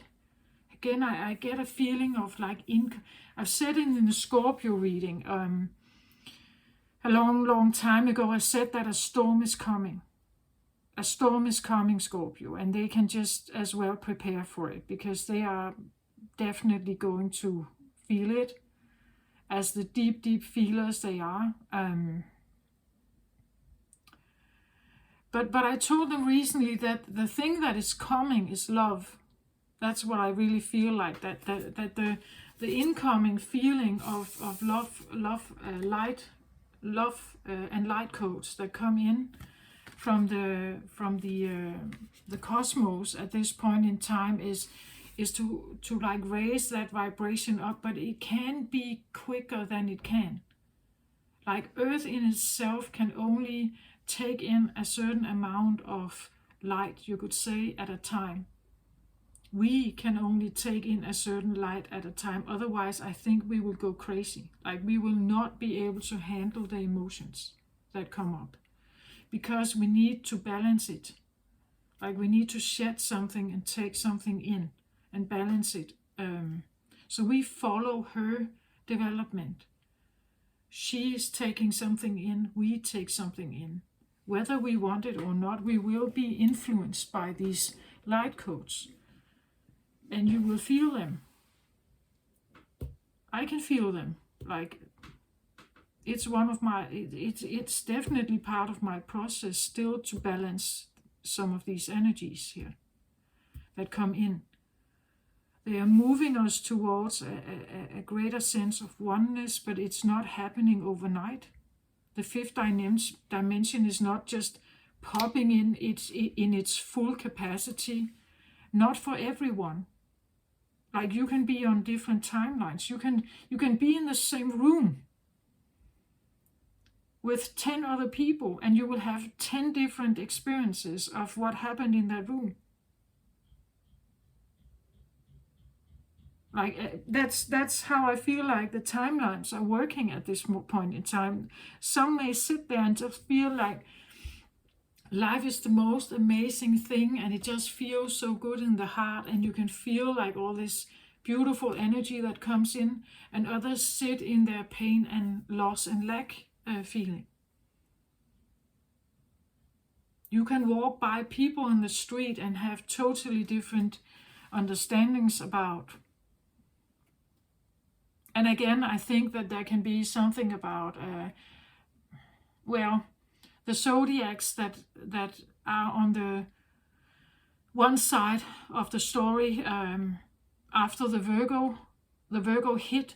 I believe that the zodiacs that are after in the cycle, so you could say certain Virgos, then Libra, Scorpio, Sagittarius, Capricorn, Aquarius and Pisces. These are the signs that probably hold most of the aftermath feelings. This is just a theory. Because there has to be this yin and yang balance, right? And the other ones, they hold maybe a little more positive life view. And the others hold a little more cautious life view. And you are on that scale, so you could have more to release, right? That they are the oldest. These are the oldest, so-called oldest signs. They are better at releasing than the younger signs. The younger signs are young, right? They don't have much you could say experience still. That's how we're supposed to see them, right? They don't. The maturity is still, you would say, like the young, like the children and the young people, right? And the elderly group, or the oldest group, the most adult and older group, are those that are better, should be better at handling like their emotional baggage. And you are on that side. I'm a Cancer sun, but I have Capricorn rising, Aquarius Mars. I have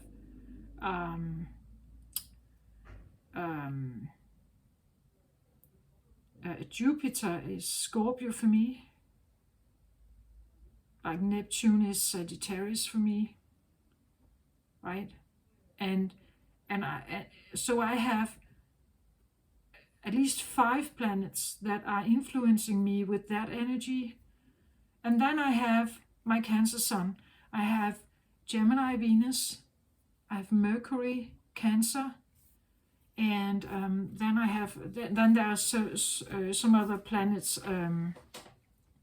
with. I have a Virgo moon. So I believe I am influenced by the aftermath as well, even though I have a Cancer sun. Mercury Cancer. It's too little, like they are not bright enough to take some of this other stuff away, right? From my experience. But your experience could be totally different. This is my personal thesis, right? That I have been with other Cancers. And some of them, they really don't view the world, or they haven't had the same life experience as I have. They don't see the world the same way. But their planets are also different. So this is just my personal thing, right? You can take it if you feel like it resonates. You being a Capricorn, you can look at some of your other placements, right? You can look at what you have a lot of. If you have like a Jupiter Leo, for instance, I believe that you will not see the world like that. You could have prosperity in many great areas of your life, I believe. Anyway, so I have a strong feeling towards Earth, like the core of Earth, almost like Pachamama's heart, right? That she in herself has been in the third dimension herself. Um, it can be better, like she can be more happy.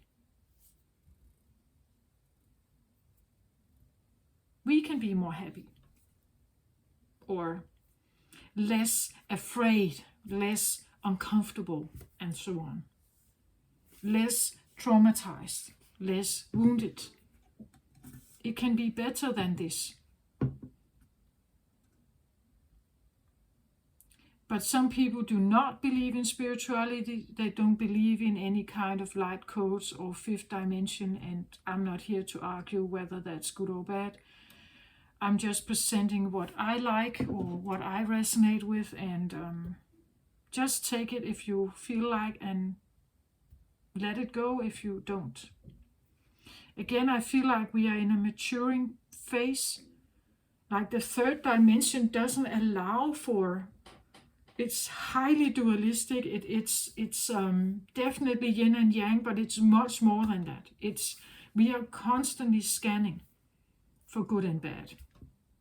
Like in the maze here, we are constantly scanning. And even if we find something that is actually maybe like problematic or uncomfortable for us, sometimes we can't get out of that situation. Like I grew up in a, as I said, like my family was, well, I believe definitely narcissistic, definitely reactive, and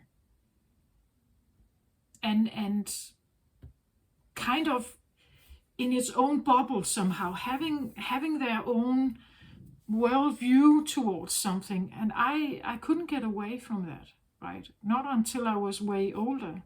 And even if I got away, the tape recorder was still there. That's what I say about like the story from your work office. Like even though the story is long gone, you take it with you into your private space. I moved out when I was 20. But the tape recorder of what's right and wrong and what to do and what not to do and what was expected of me and so on, it was still there. So even though I was in my own apartment, my mother and father could just as well have been present in my apartment. It was the same. Like it just kept going. Like we really should become aware of those inner tape recorders that come from others, and whether they actually help you to align with yourself or whether they don't. And how you're treating yourself. Are you, because I was, if I should follow the rules of my mother and father, I would be very harsh to myself. I would criticize myself and like do a lot of self-loathing and stuff like that. But well, you don't know that, right? You just grow up and you live in that family. You may feel miserable and then you move out, but you don't know exactly how to maybe deal with that. I had no idea I was trauma bonded. I had no idea how difficult that is in romantic relationships. How to steer clear of that. That is so difficult, very difficult. And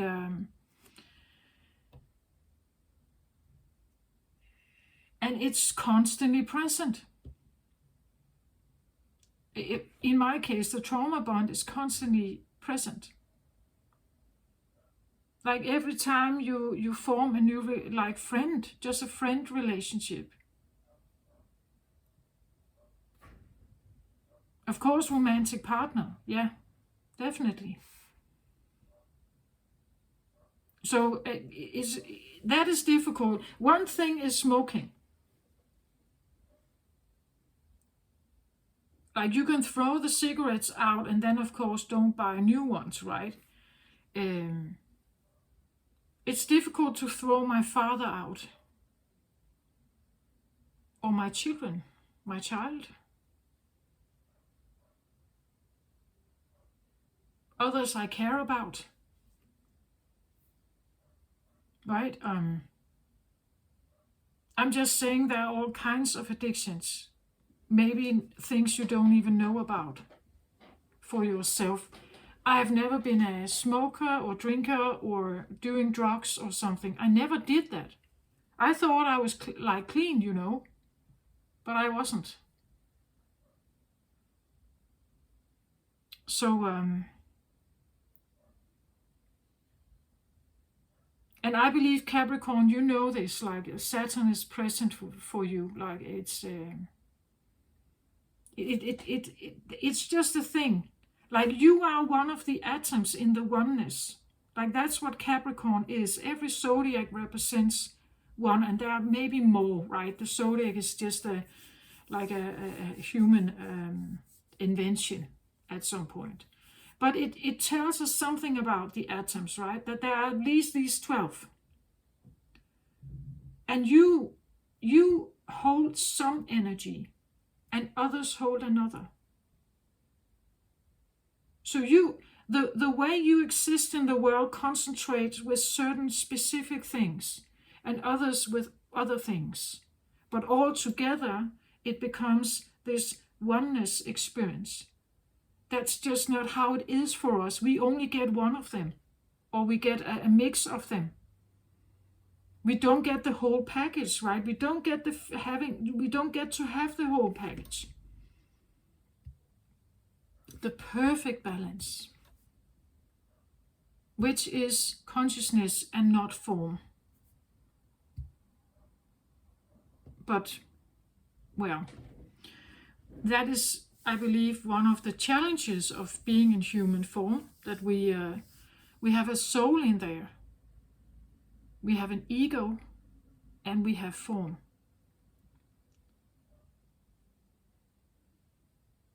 Well, I'm still trying to figure that one out. But for now, Capricorn, this is what I have for you. You are moving towards, I want to say that's the optimistic part here. I really feel like you're becoming very aware of oneness, what that means for you. Or getting as close as possible to something that feels like this, right? That feels caring here, right?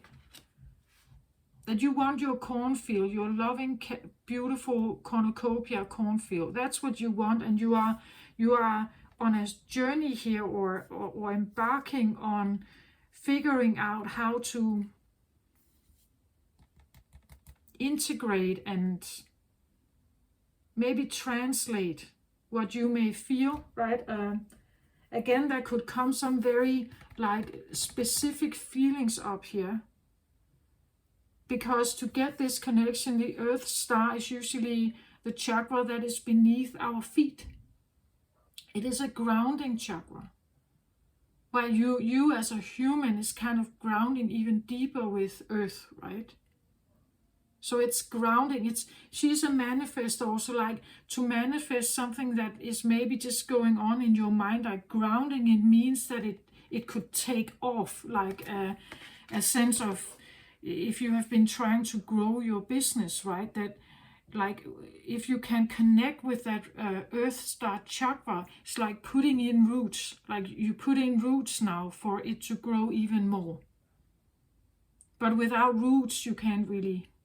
That's also part of the natural cycle, right? That you can take a plant and put it upon Earth, but it will probably not work.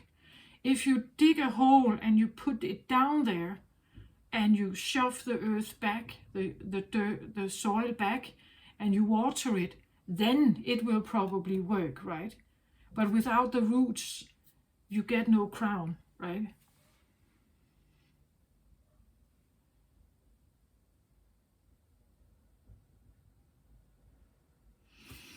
I feel like the Page of Gabriel, it comes in with like energetic, brave, optimistic, playful. It could be, again, as I say, she's very energetic here. She could be brave also. Maybe she's stating boundaries here. Maybe she's trying something new. The card, the book suggested something about doing new things with the things that are available, with the elements that are available, doing new things with the something like that, right? So maybe she's trying something new here, trying to like having an enthusiastic new idea about something and wanting to manifest it here. That's what she's doing.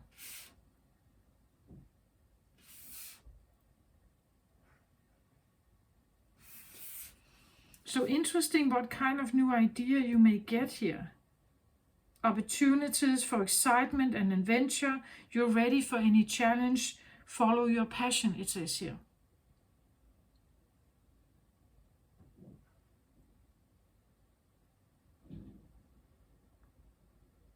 So this is interesting to see what comes from this, right, for Capricorns out there.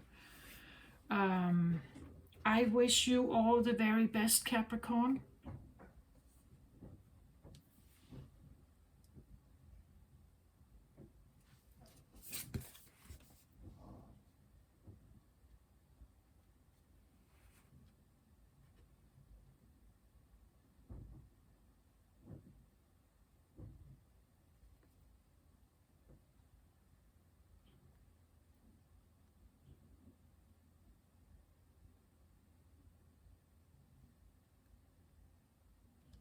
I don't know, I just somehow it caught my eye very much. It really, now it stands really out for me that this, I didn't really see it like, it's like she's holding something here, right? Right over her head. And her hands are kind of, it to me, it came across like, do you know that Michelangelo painting that was maybe popular in the 90s or something? It's like, it's actually a giant painting of certain angels that kind of just, and some of them try to like put their finger together, like just touching each other, right?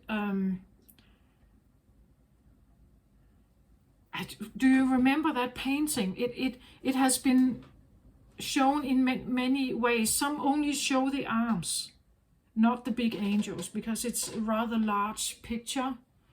But it is like angels sitting in the sky, and they're kind of just trying to point their finger towards each other. Somehow it was just magnified for me to really look at like how there is some kind of energy that wants to flow from one and the other, and then there's this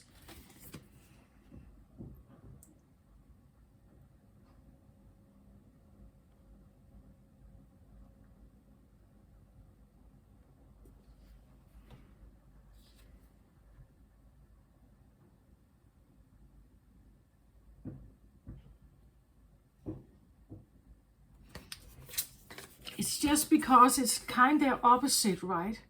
Like here it's like it's light and here it's dark. Here again, yin and yang, not necessarily bad and good, right? But yin and yang here. Yin here, yang here.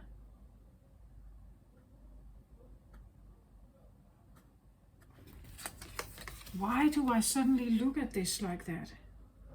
What is this thing about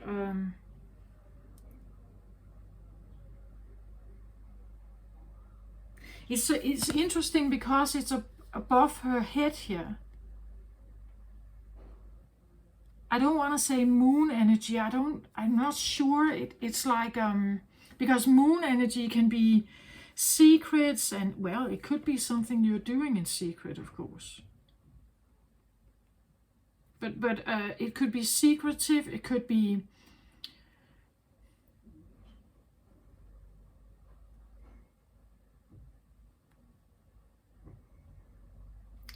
yin manifestations, like working with the goddess, like the moon goddess, moon rituals, moon shamanism here. The rain is water also, raindrops, drops, teardrops. It could be any kind of emotional, the rainmaker, emotional manifestation.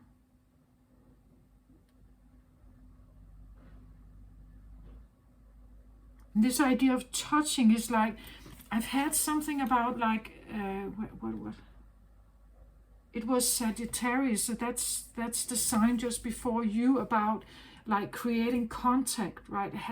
Like recreating like a bridge towards the divine somehow.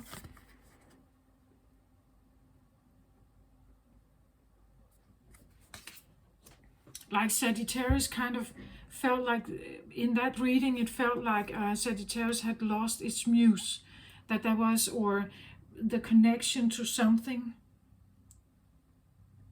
and they couldn't, it's like they had no inspiration, so there was nothing to write about, nothing to dream about, nothing to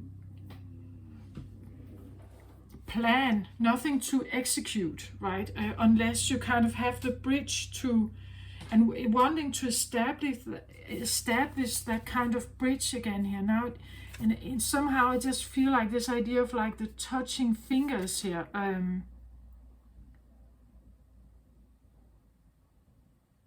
Like that isn't like Michelangelo painting, where they just sit like, and these fingers come in, that kind of tries to like touch each other, right?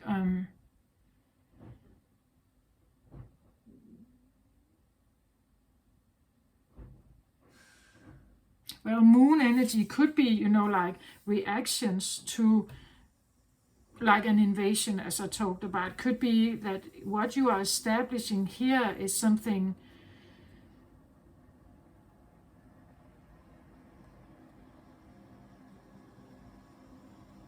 like moon energy can be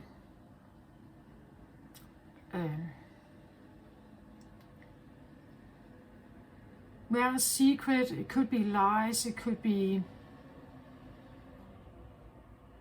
pain, it could be anything like that is of a, like maybe painful, sadness here. There could be sadness here if this is moon energy. But I want to have a card on this one. It's like,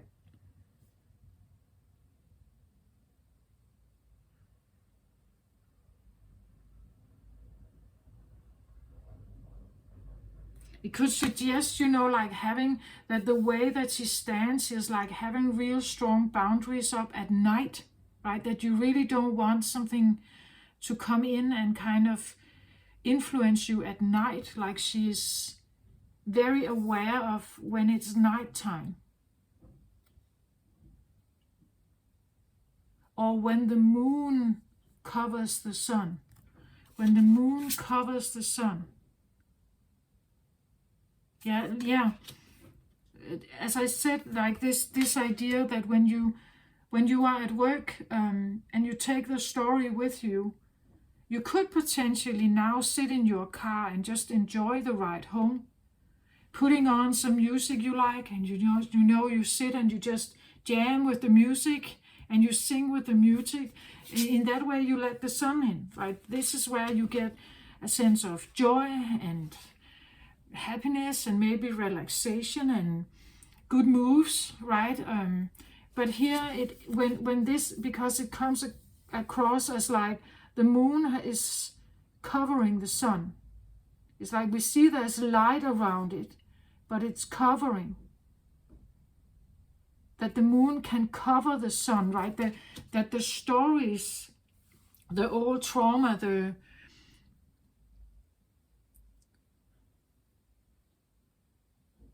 was that Libra reading? I think Libra had some of the same, like becoming very aware of, it was the dark trickster, I believe, like that something can cover your sun. I believe it was the Libra reading I talked about, that something can cover your sun. Some stories or some headlines perhaps, or some woundings that you haven't cleared can cover your sun. And it means that then you stand like this, right? And she becomes active when that happens, right? That's how I see the card now. It's like she gets out of the chair here when something covers the sun. Yeah, becoming aware of what covers the sun, your sun, right? Or what happens when the sun disappears, right? And we are right now we are still in Virgo season, but it will eventually leave, right? So when the sun leaves, what happens to your mood, what happens to the stories you tap into, what do you do with your downtime, what things do you like to do, even if you have to stay in or it's cold outside or whatever, you choose to stay in. Become aware of the things that could cover the sun. That's something from your mind space is not covering your sun here. Sun meaning happiness, joy, maybe the sense of freedom, clear thinking also, like when the sun is there you can see everything clearly. When the moon comes it dims everything down, it becomes muddy and shadowy. So be aware of when you become muddy and shadowy, because the Rainmaker is like a big manifester, right? So you manifest from that space.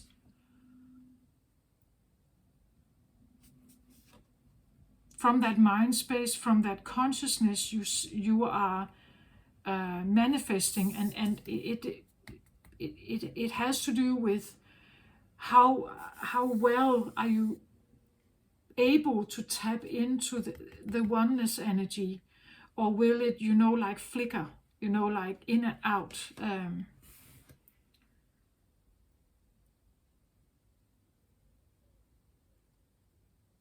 Can I get a card on this, like the feeling of like a moon, what is that called, a lunar eclipse? Lunar eclipse. Maybe there is a lunar eclipse coming up. I'm actually not quite sure about that. A lunar eclipse coming up. Okay, let me get a card on this feeling here. Chariot.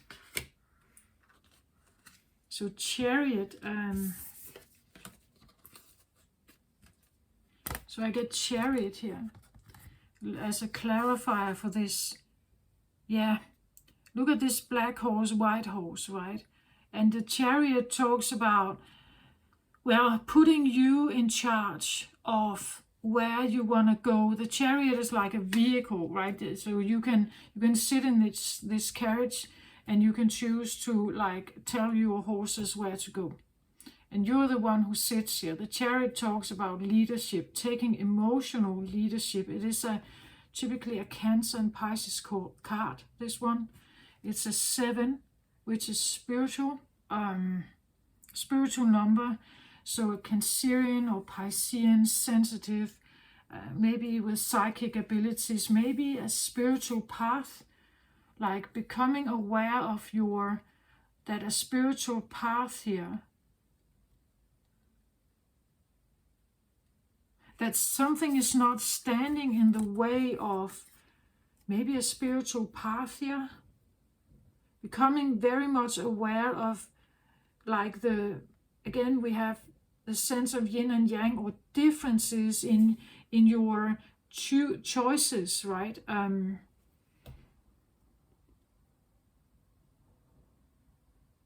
And then where do you want to go? That your emotions are not covered by yeah, when you sit in this space and you want to take action, make sure you don't have a moon covering your sun, right? That your intentions are actually good, not only for yourself and your own benefit. That you have dealt with any kind of fears or secrets, or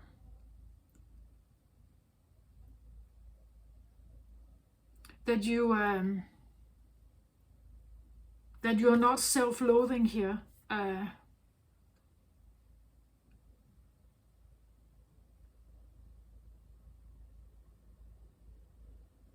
Yeah, and that something is not covering, like standing in the way or blocking you from taking that action. Maybe you are, I don't know, if you are on a spiritual path here, it could be that you are wondering what it's supposed to be. Again, like creating this connection, like wanting to figure out what that is. Maybe you don't know it quite exactly.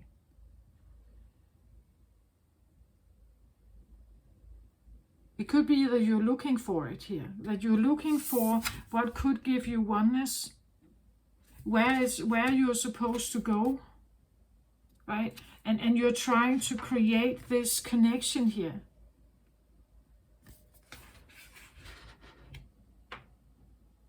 But just be mindful that you're not,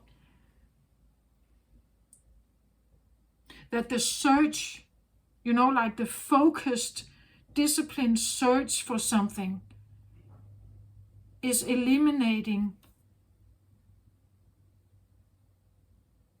I would say, the joy or the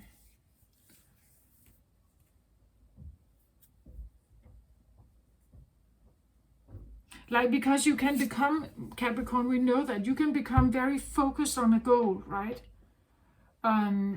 Just make sure you're not forcing yourself to find that goal, that it all comes in a natural pace to you with patience and understanding and love here. And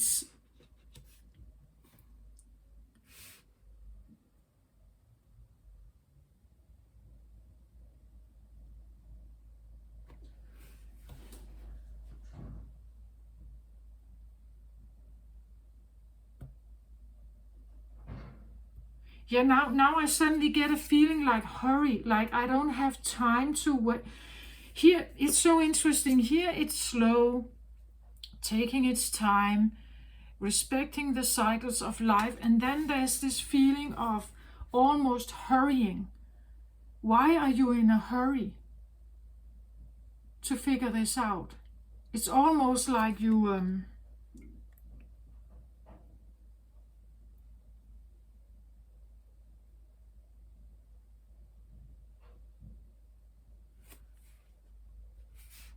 like you want to go towards the oneness quickly somehow.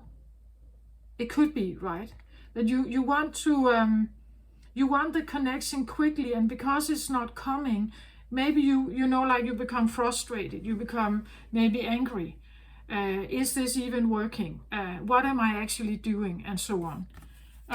You're trying to yeah, okay, now I get it. It's because she doesn't know where to go. Like she's not moving. The horses stand still here.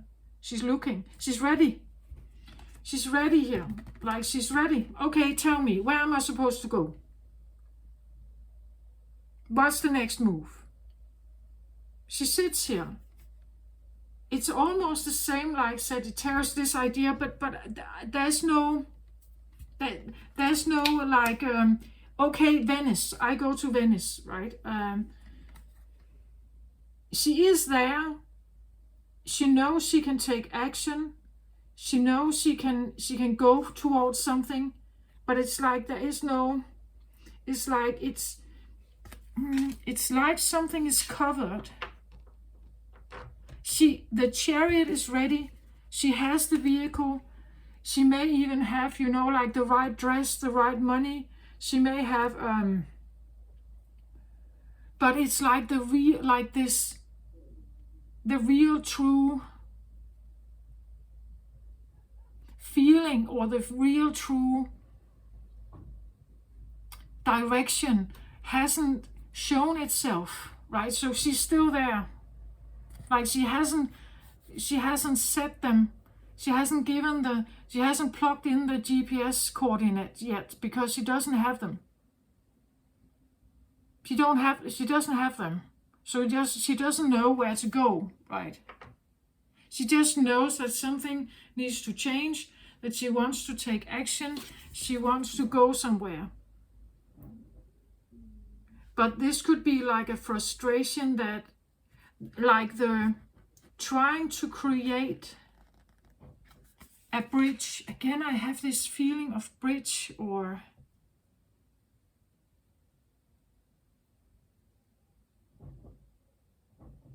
but somehow I want to say patience here. Patience.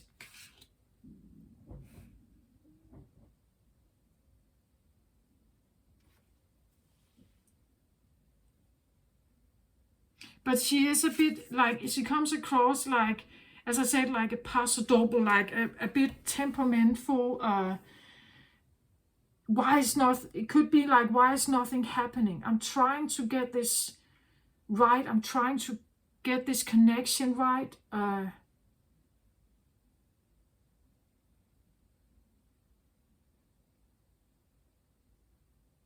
But it's like, I don't see it.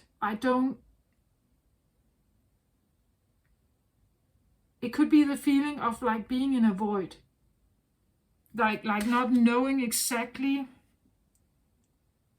having the focus on the cornucopia field here, right? Wanting this, this has been a driver for a long, this is in your awareness, you want this, but you are actually, it feels like almost, you could be, maybe you're forcing it. Like you want it so much that you actually get to force it. And when you force it, grace disappears, as I said. Maybe Capricorn, you should, if you have been doing this for a while and have been focusing on this for a while, I think you should let it rest for a while. Like I think you should maybe, if that's the fact, like you are frustrated and nothing is happening, that you have the vehicle here, you sit in the chariot, you're ready to go, you just don't know where. You may know that you have to follow your emotional lead. You may know that it could be a spiritual path somewhere, but you don't know where you have no direction feeling. And the more you force yourself to figure this out, the more unkind you are. The more unkind you are, and that's exactly what you don't want. You do want this.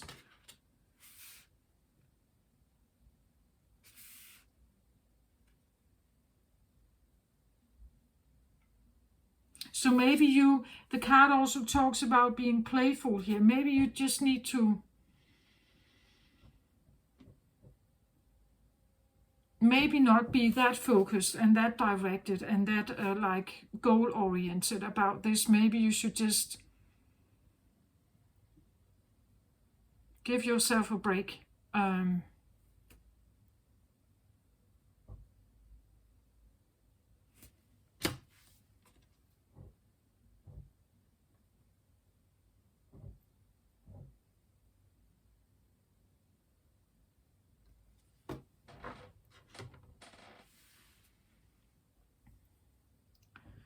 Why is it that I have this feeling of like a lost connection?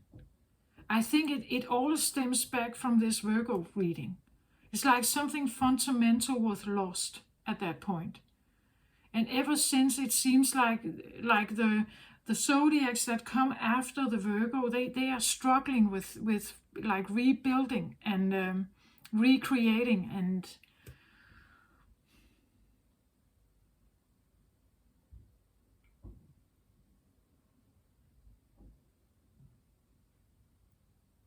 I don't know if this is a fact, but you can ask yourself about this, right? That you know that when young people, they grow up and you ask them, oh, what do you want to be when you grow up, right? And you get a spontaneous hit from someone who says, I want to be a firefighter, right? And they're maybe 10 years old or something. Or, I don't know, maybe they're 20 years old or they are 15, right? And they just know, I want to be an engineer, right? They have this clear understanding. I want to be an engineer. I want to build bridges or whatever. And then you have those who don't know. Like they don't know what they want. I was one of those. I didn't know what I wanted. I had no idea. So I just followed the advice of others and it took me somewhere, right? But just follow me for a moment. Could it be that if you have many personal planets from Aries to Virgo, that you have a clear thought of what it is that you want? The intuition is still there, like the impact, the connection is there.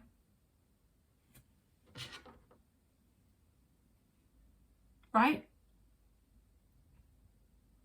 Those children you ask, that they have strong placements in these areas. They have Aries, Gemini, Leo, Taurus, and Cancer. To a certain point, Virgo, young Virgos, right? That they have, like they have this clear understanding that this is what I want to become, and of course I can become it. Like the confidence is there to somehow how it will be managed. Somehow I will figure this out. And then you have the other side of the zodiacs. Well, my son is Aquarius. He doesn't know what he wants. He has no idea. He's now following some kind of advice. And he feels into it, right? But like it hasn't clicked in for him. That's what I feel like here, right? This feeling of that something should click in. And where is this, right? Where is this like feeling of like I see it now. It's right there in front of me, right? This idea, this passion, this flame, this inspiration, right? That it's there. So please tell me, right? Have you always known what you wanted, or did you follow an advice? Have you always known?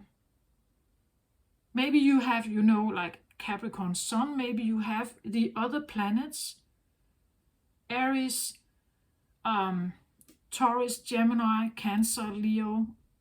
Maybe you have many of those as personal planets. If you do, then certainly you probably have a vision. If you have many of the others, let me know, please. Right, again, because it's so interesting to me that it's the Virgo reading. The Virgo reading is in the middle of the zodiac. So again, we have this yin and yang thing going on, right? I'm just curious if this somehow holds water, right? Somehow. If it literally can be like that is, well, anyway. What if we could look at our planets and we could figure out why people don't know what they want and why some do? Isn't that crazy, right? Anyway, so this is just a thesis that I have.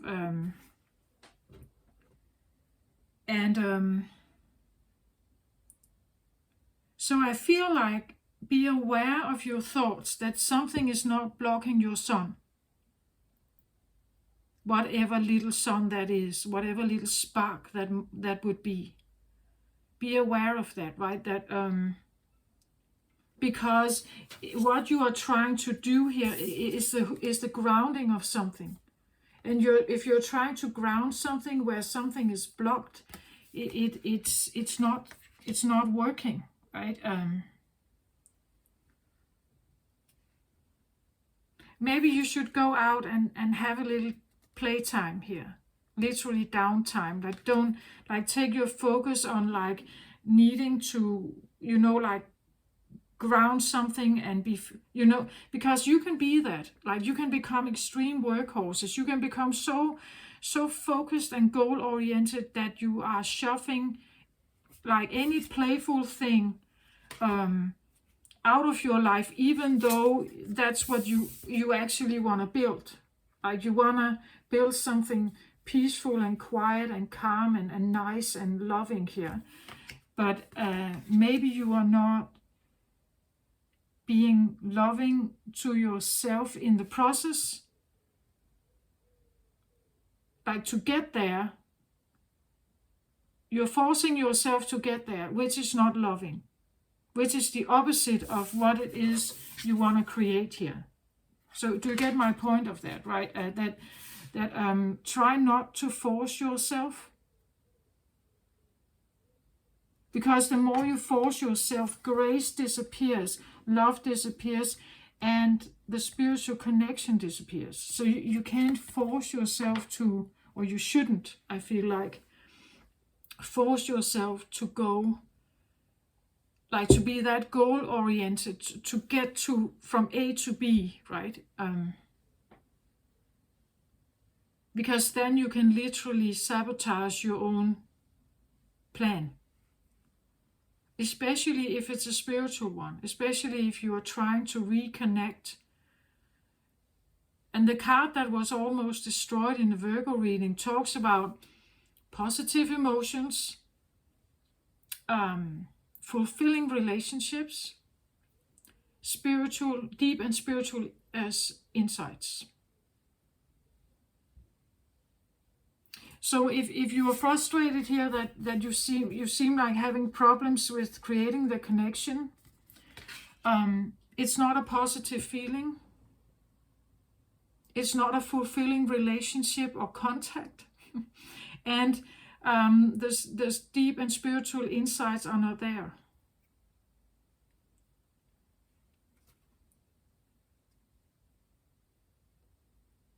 So you see the oneness can, like becoming so focused and goal oriented on oneness can sabotage your journey towards it.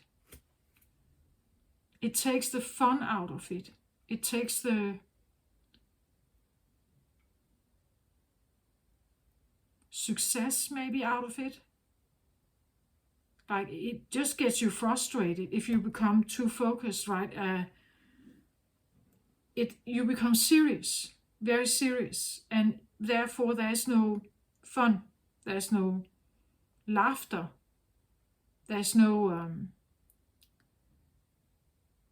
smile, right? Now it's just frustration, right? Do you get my point? And you still sit there, like you can't get moving, right? So I feel like maybe you should become not serious. Like you should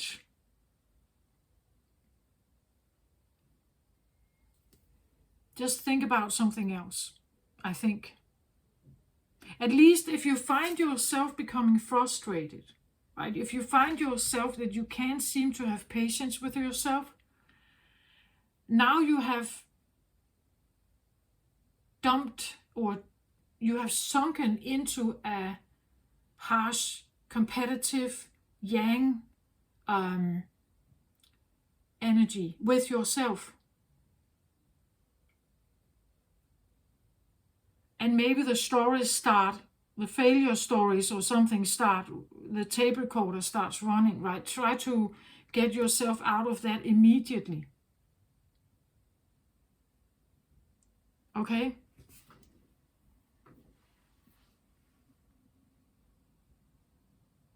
Page of Gabrielle here, the fun, the inspirational, maybe brave something. Let's have a look at what we can get from that card perhaps here. So I get Hanged Man. Okay, interesting. So I get a Hanged Man to clarify the page of Gabriel. It's like these are opposites, right? This is enthusiastic, brave, energetic, taking new action, and he sits here. How can I somehow, how does that make sense? The Hanged Man is usually someone who, well, okay, now I get it. Well, the hangman usually puts himself in the tree, and it's because he's actually forcing himself to figure out something. So as long as he hangs there, he can't really be occupied with anything else. How it comes across today is you see in the background how the sun is there, or that's how I see it, like it's the same color here. That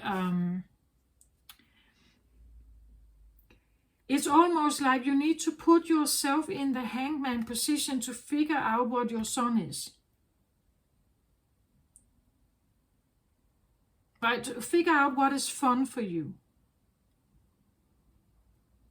Or if you can't, I don't know, if you don't know what fun is, Capricorn, well, I've had a hard time with that, with the whole fun concept. But and if you are the same, you could go with things that just feel comfortable. Like if it's really hard for you to figure out like this whole idea of fun concept, go with the things that feel like it's comfortable, it's pleasant, it's nice, it's new. So even if you haven't tried playing bridge before, well, but a card game, right? Called bridge or anything. Maybe just try it. Or if you have never been horseback riding, try it to see if you like it. If it's comfortable, if it's pleasant, if it's interesting, like the connection with the horse, if that is an interesting interaction. So if you can go with the fun concept, otherwise go with the fun concept. But the hangman kind of suggests that maybe you have to think about it, right? You have to think about what you like here. Like the hangman is usually not aware of the answer, so he hangs there to figure out something.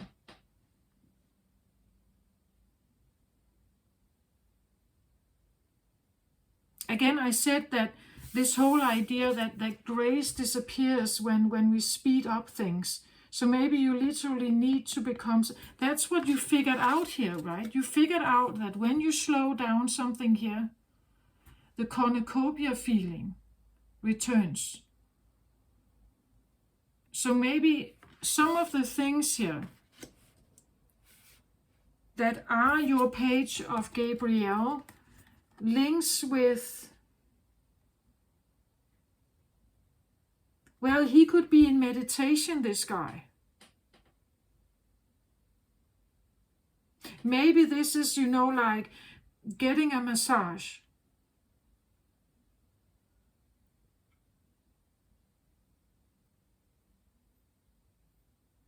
That you choose something that somehow give you this feeling, right? That it's,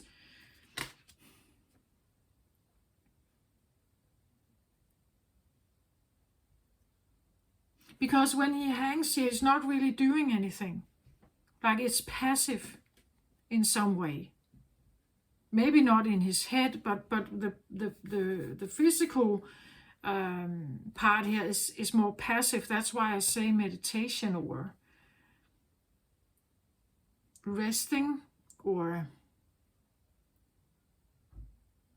I don't know, laying in a spa or getting a massage or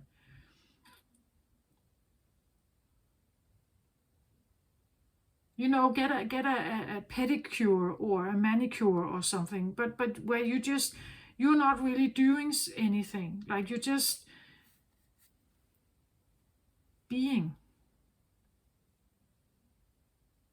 It feels a little bit like being, not doing necessarily, being, because I think doing something shifts your mode, like your brain mode, so that you become, and this is where the seriousness comes in. Like when you shift into doing mode, your seriousness and goal oriented way of like controlling and steering.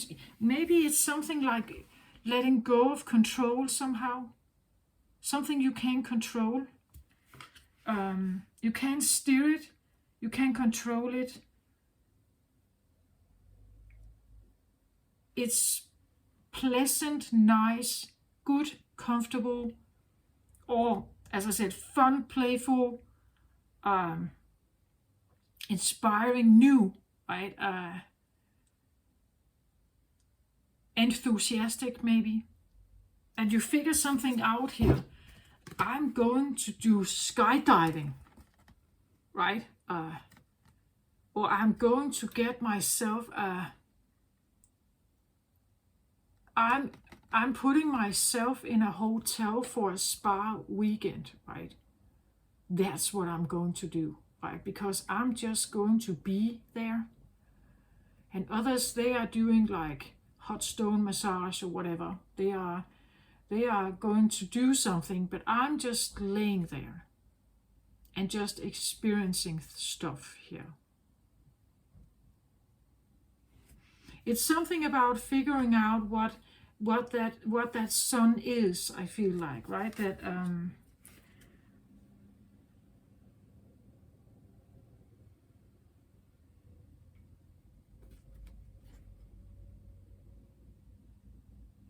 I get something about also how to flow, like how to today when I also looked at this, like like he is. I look from the air and down on him, and he's in a giant swimming pool, and he just flows on this, I don't know, some kind of bathing or pool equipment here. That he just lays there and flows, right? Flows in the water, like just stays there and flows. Learning how to flow.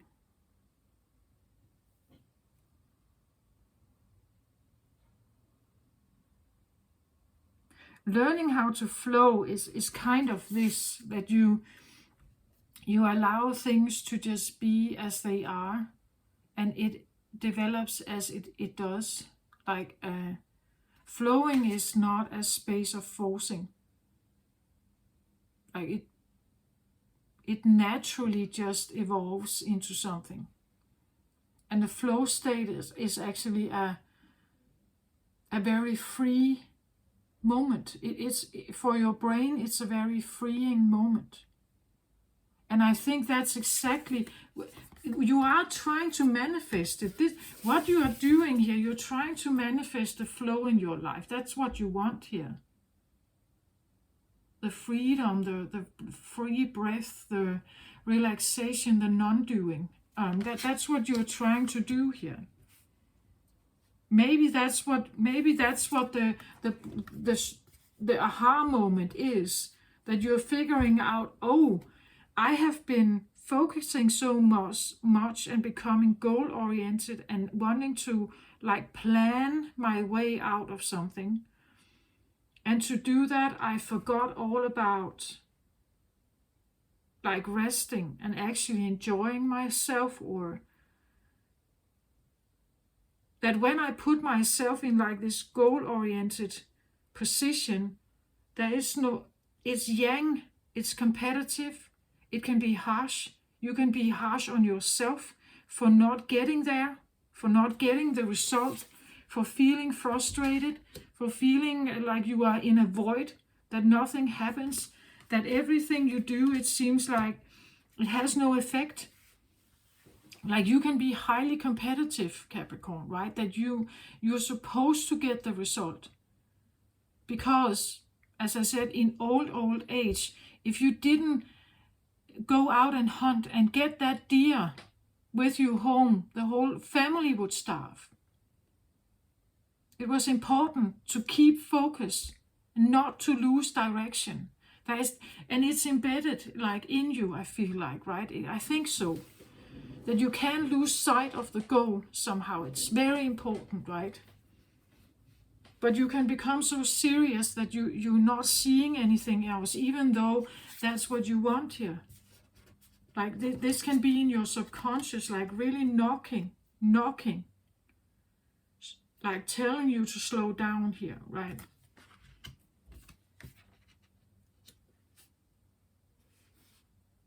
So there's something about figuring out how to flow. What does that mean? Well, it could literally be that you put yourself on some kind of swimming equipment here and you just flow there. So you go to a swimming pool or a spa or something and you just flow there. You know, like you just feel the movements of the water and just lay there. And you feel the sun if you're outside, and you hear the birds fly by, and you're not doing anything. Very inactive, yin energy, right?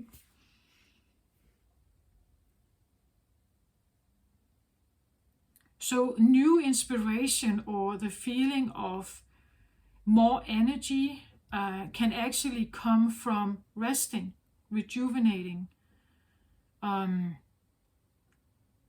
letting go of focus and seriousness, because it's yang, it's competitive, it's harsh, and you can get into a self-critical mode if you feel like nothing is manifesting around you, that you don't see results, that you work so hard, on something. Why is cornucopia not coming, and the love here? Yeah, why isn't it coming? Because you are yang, right? You are in a highly competitive mode then. You want the moon to disappear here. You want all the bad stuff to be gone, so that you can have your cornucopia, and you could be very dedicated to like really wanting this to go, so that the lunar, the moon disappears and you can see the sun again, right? Getting the connection here back. But I feel like you can become so serious and that's why you sit here and you don't know what action to take, because you want to take action. You want to go somewhere. You want to do something. But actually I feel like you should not do something. You should be non-active.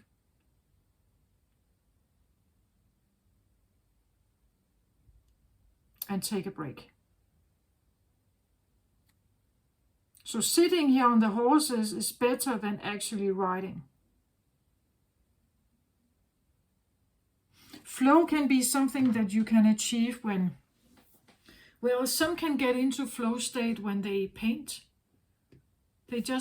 And not painting something specific, like it's not a paint by number. It's something that is fluid and organic, and you're not really thinking about it. It's not something about getting things right. Again, that's yang oriented. This is something about like just letting your thoughts fly, and you're just doing something and not really thinking about what it is that you're doing.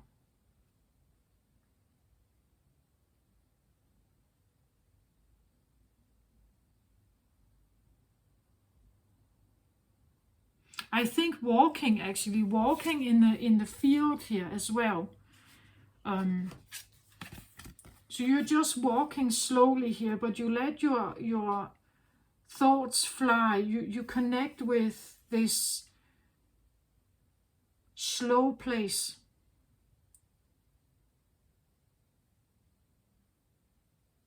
Like the moment you are here,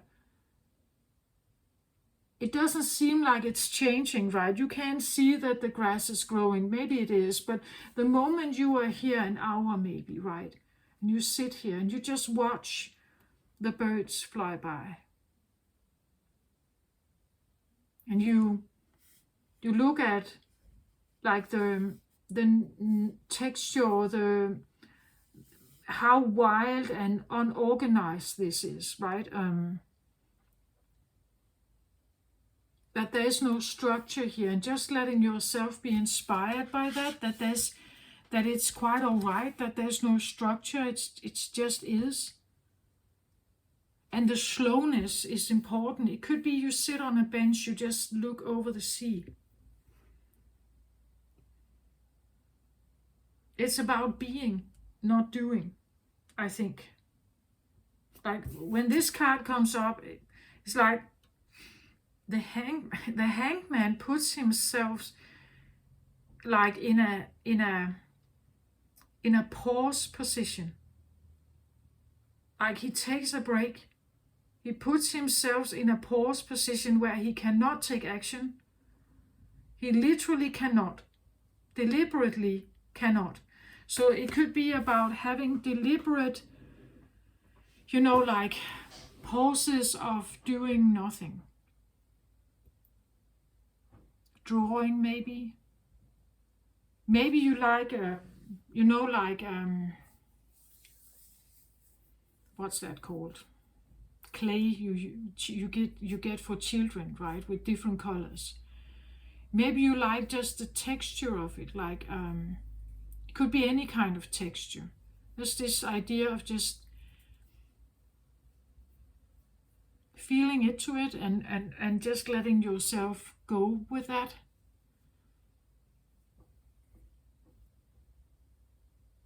I just think it's important that if you take some kind of, let's say you start painting something, that you don't get lost in this idea that I want to paint a perfect house, right? So now you get goal oriented, like that the goal is to paint the perfect house, where that it's more like the journey, that when I take these 3 colors, you decide 3 colors, and you say, okay, I start painting just now. I don't know where it takes me. I don't know the result of it. Maybe it will become really ugly. Like, maybe I can't see what it is. Maybe it will be one brown muddy pool, like a muddy spot there. But it could also be that it's just interesting to just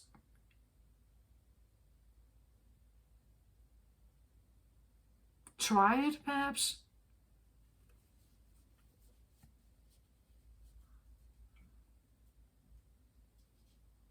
Some can get even like, all,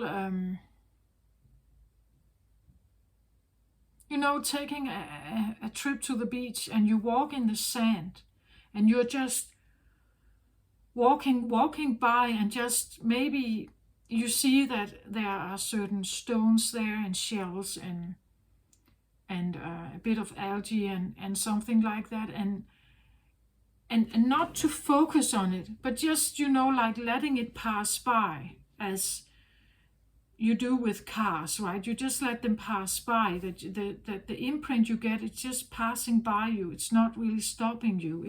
You just let your eyes just wander a little bit, not getting focused. It's not like you're looking for a specific shell. Then you become goal oriented again. Do you see the difference in that, right? And this could probably be a bit difficult for Capricorns, actually, right? That because it's not normal. As I said, actually maybe it is. Well, I talked in the beginning about innately. This could be like a biogenetic thing in you, that there is this downtime, that downtime is needed. Maybe that's why it's here, right? That today we override it with electric light and everything. So innately, I think it's in you. You have your focus on it, right? Or it's in your subconscious here, like knocking on the door here. It's asking you, right, to figure this out.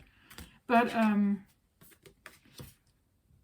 and maybe you have an awareness of it, and you have been very focused on getting it. But when you get focused, you get away from it. You are actually leaving it.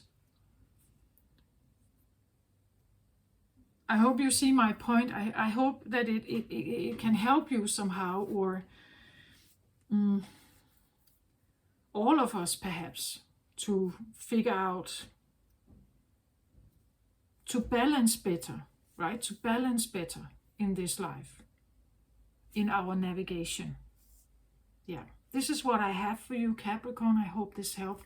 Take care of yourself out there. I send you my very best love and light. Bye-bye.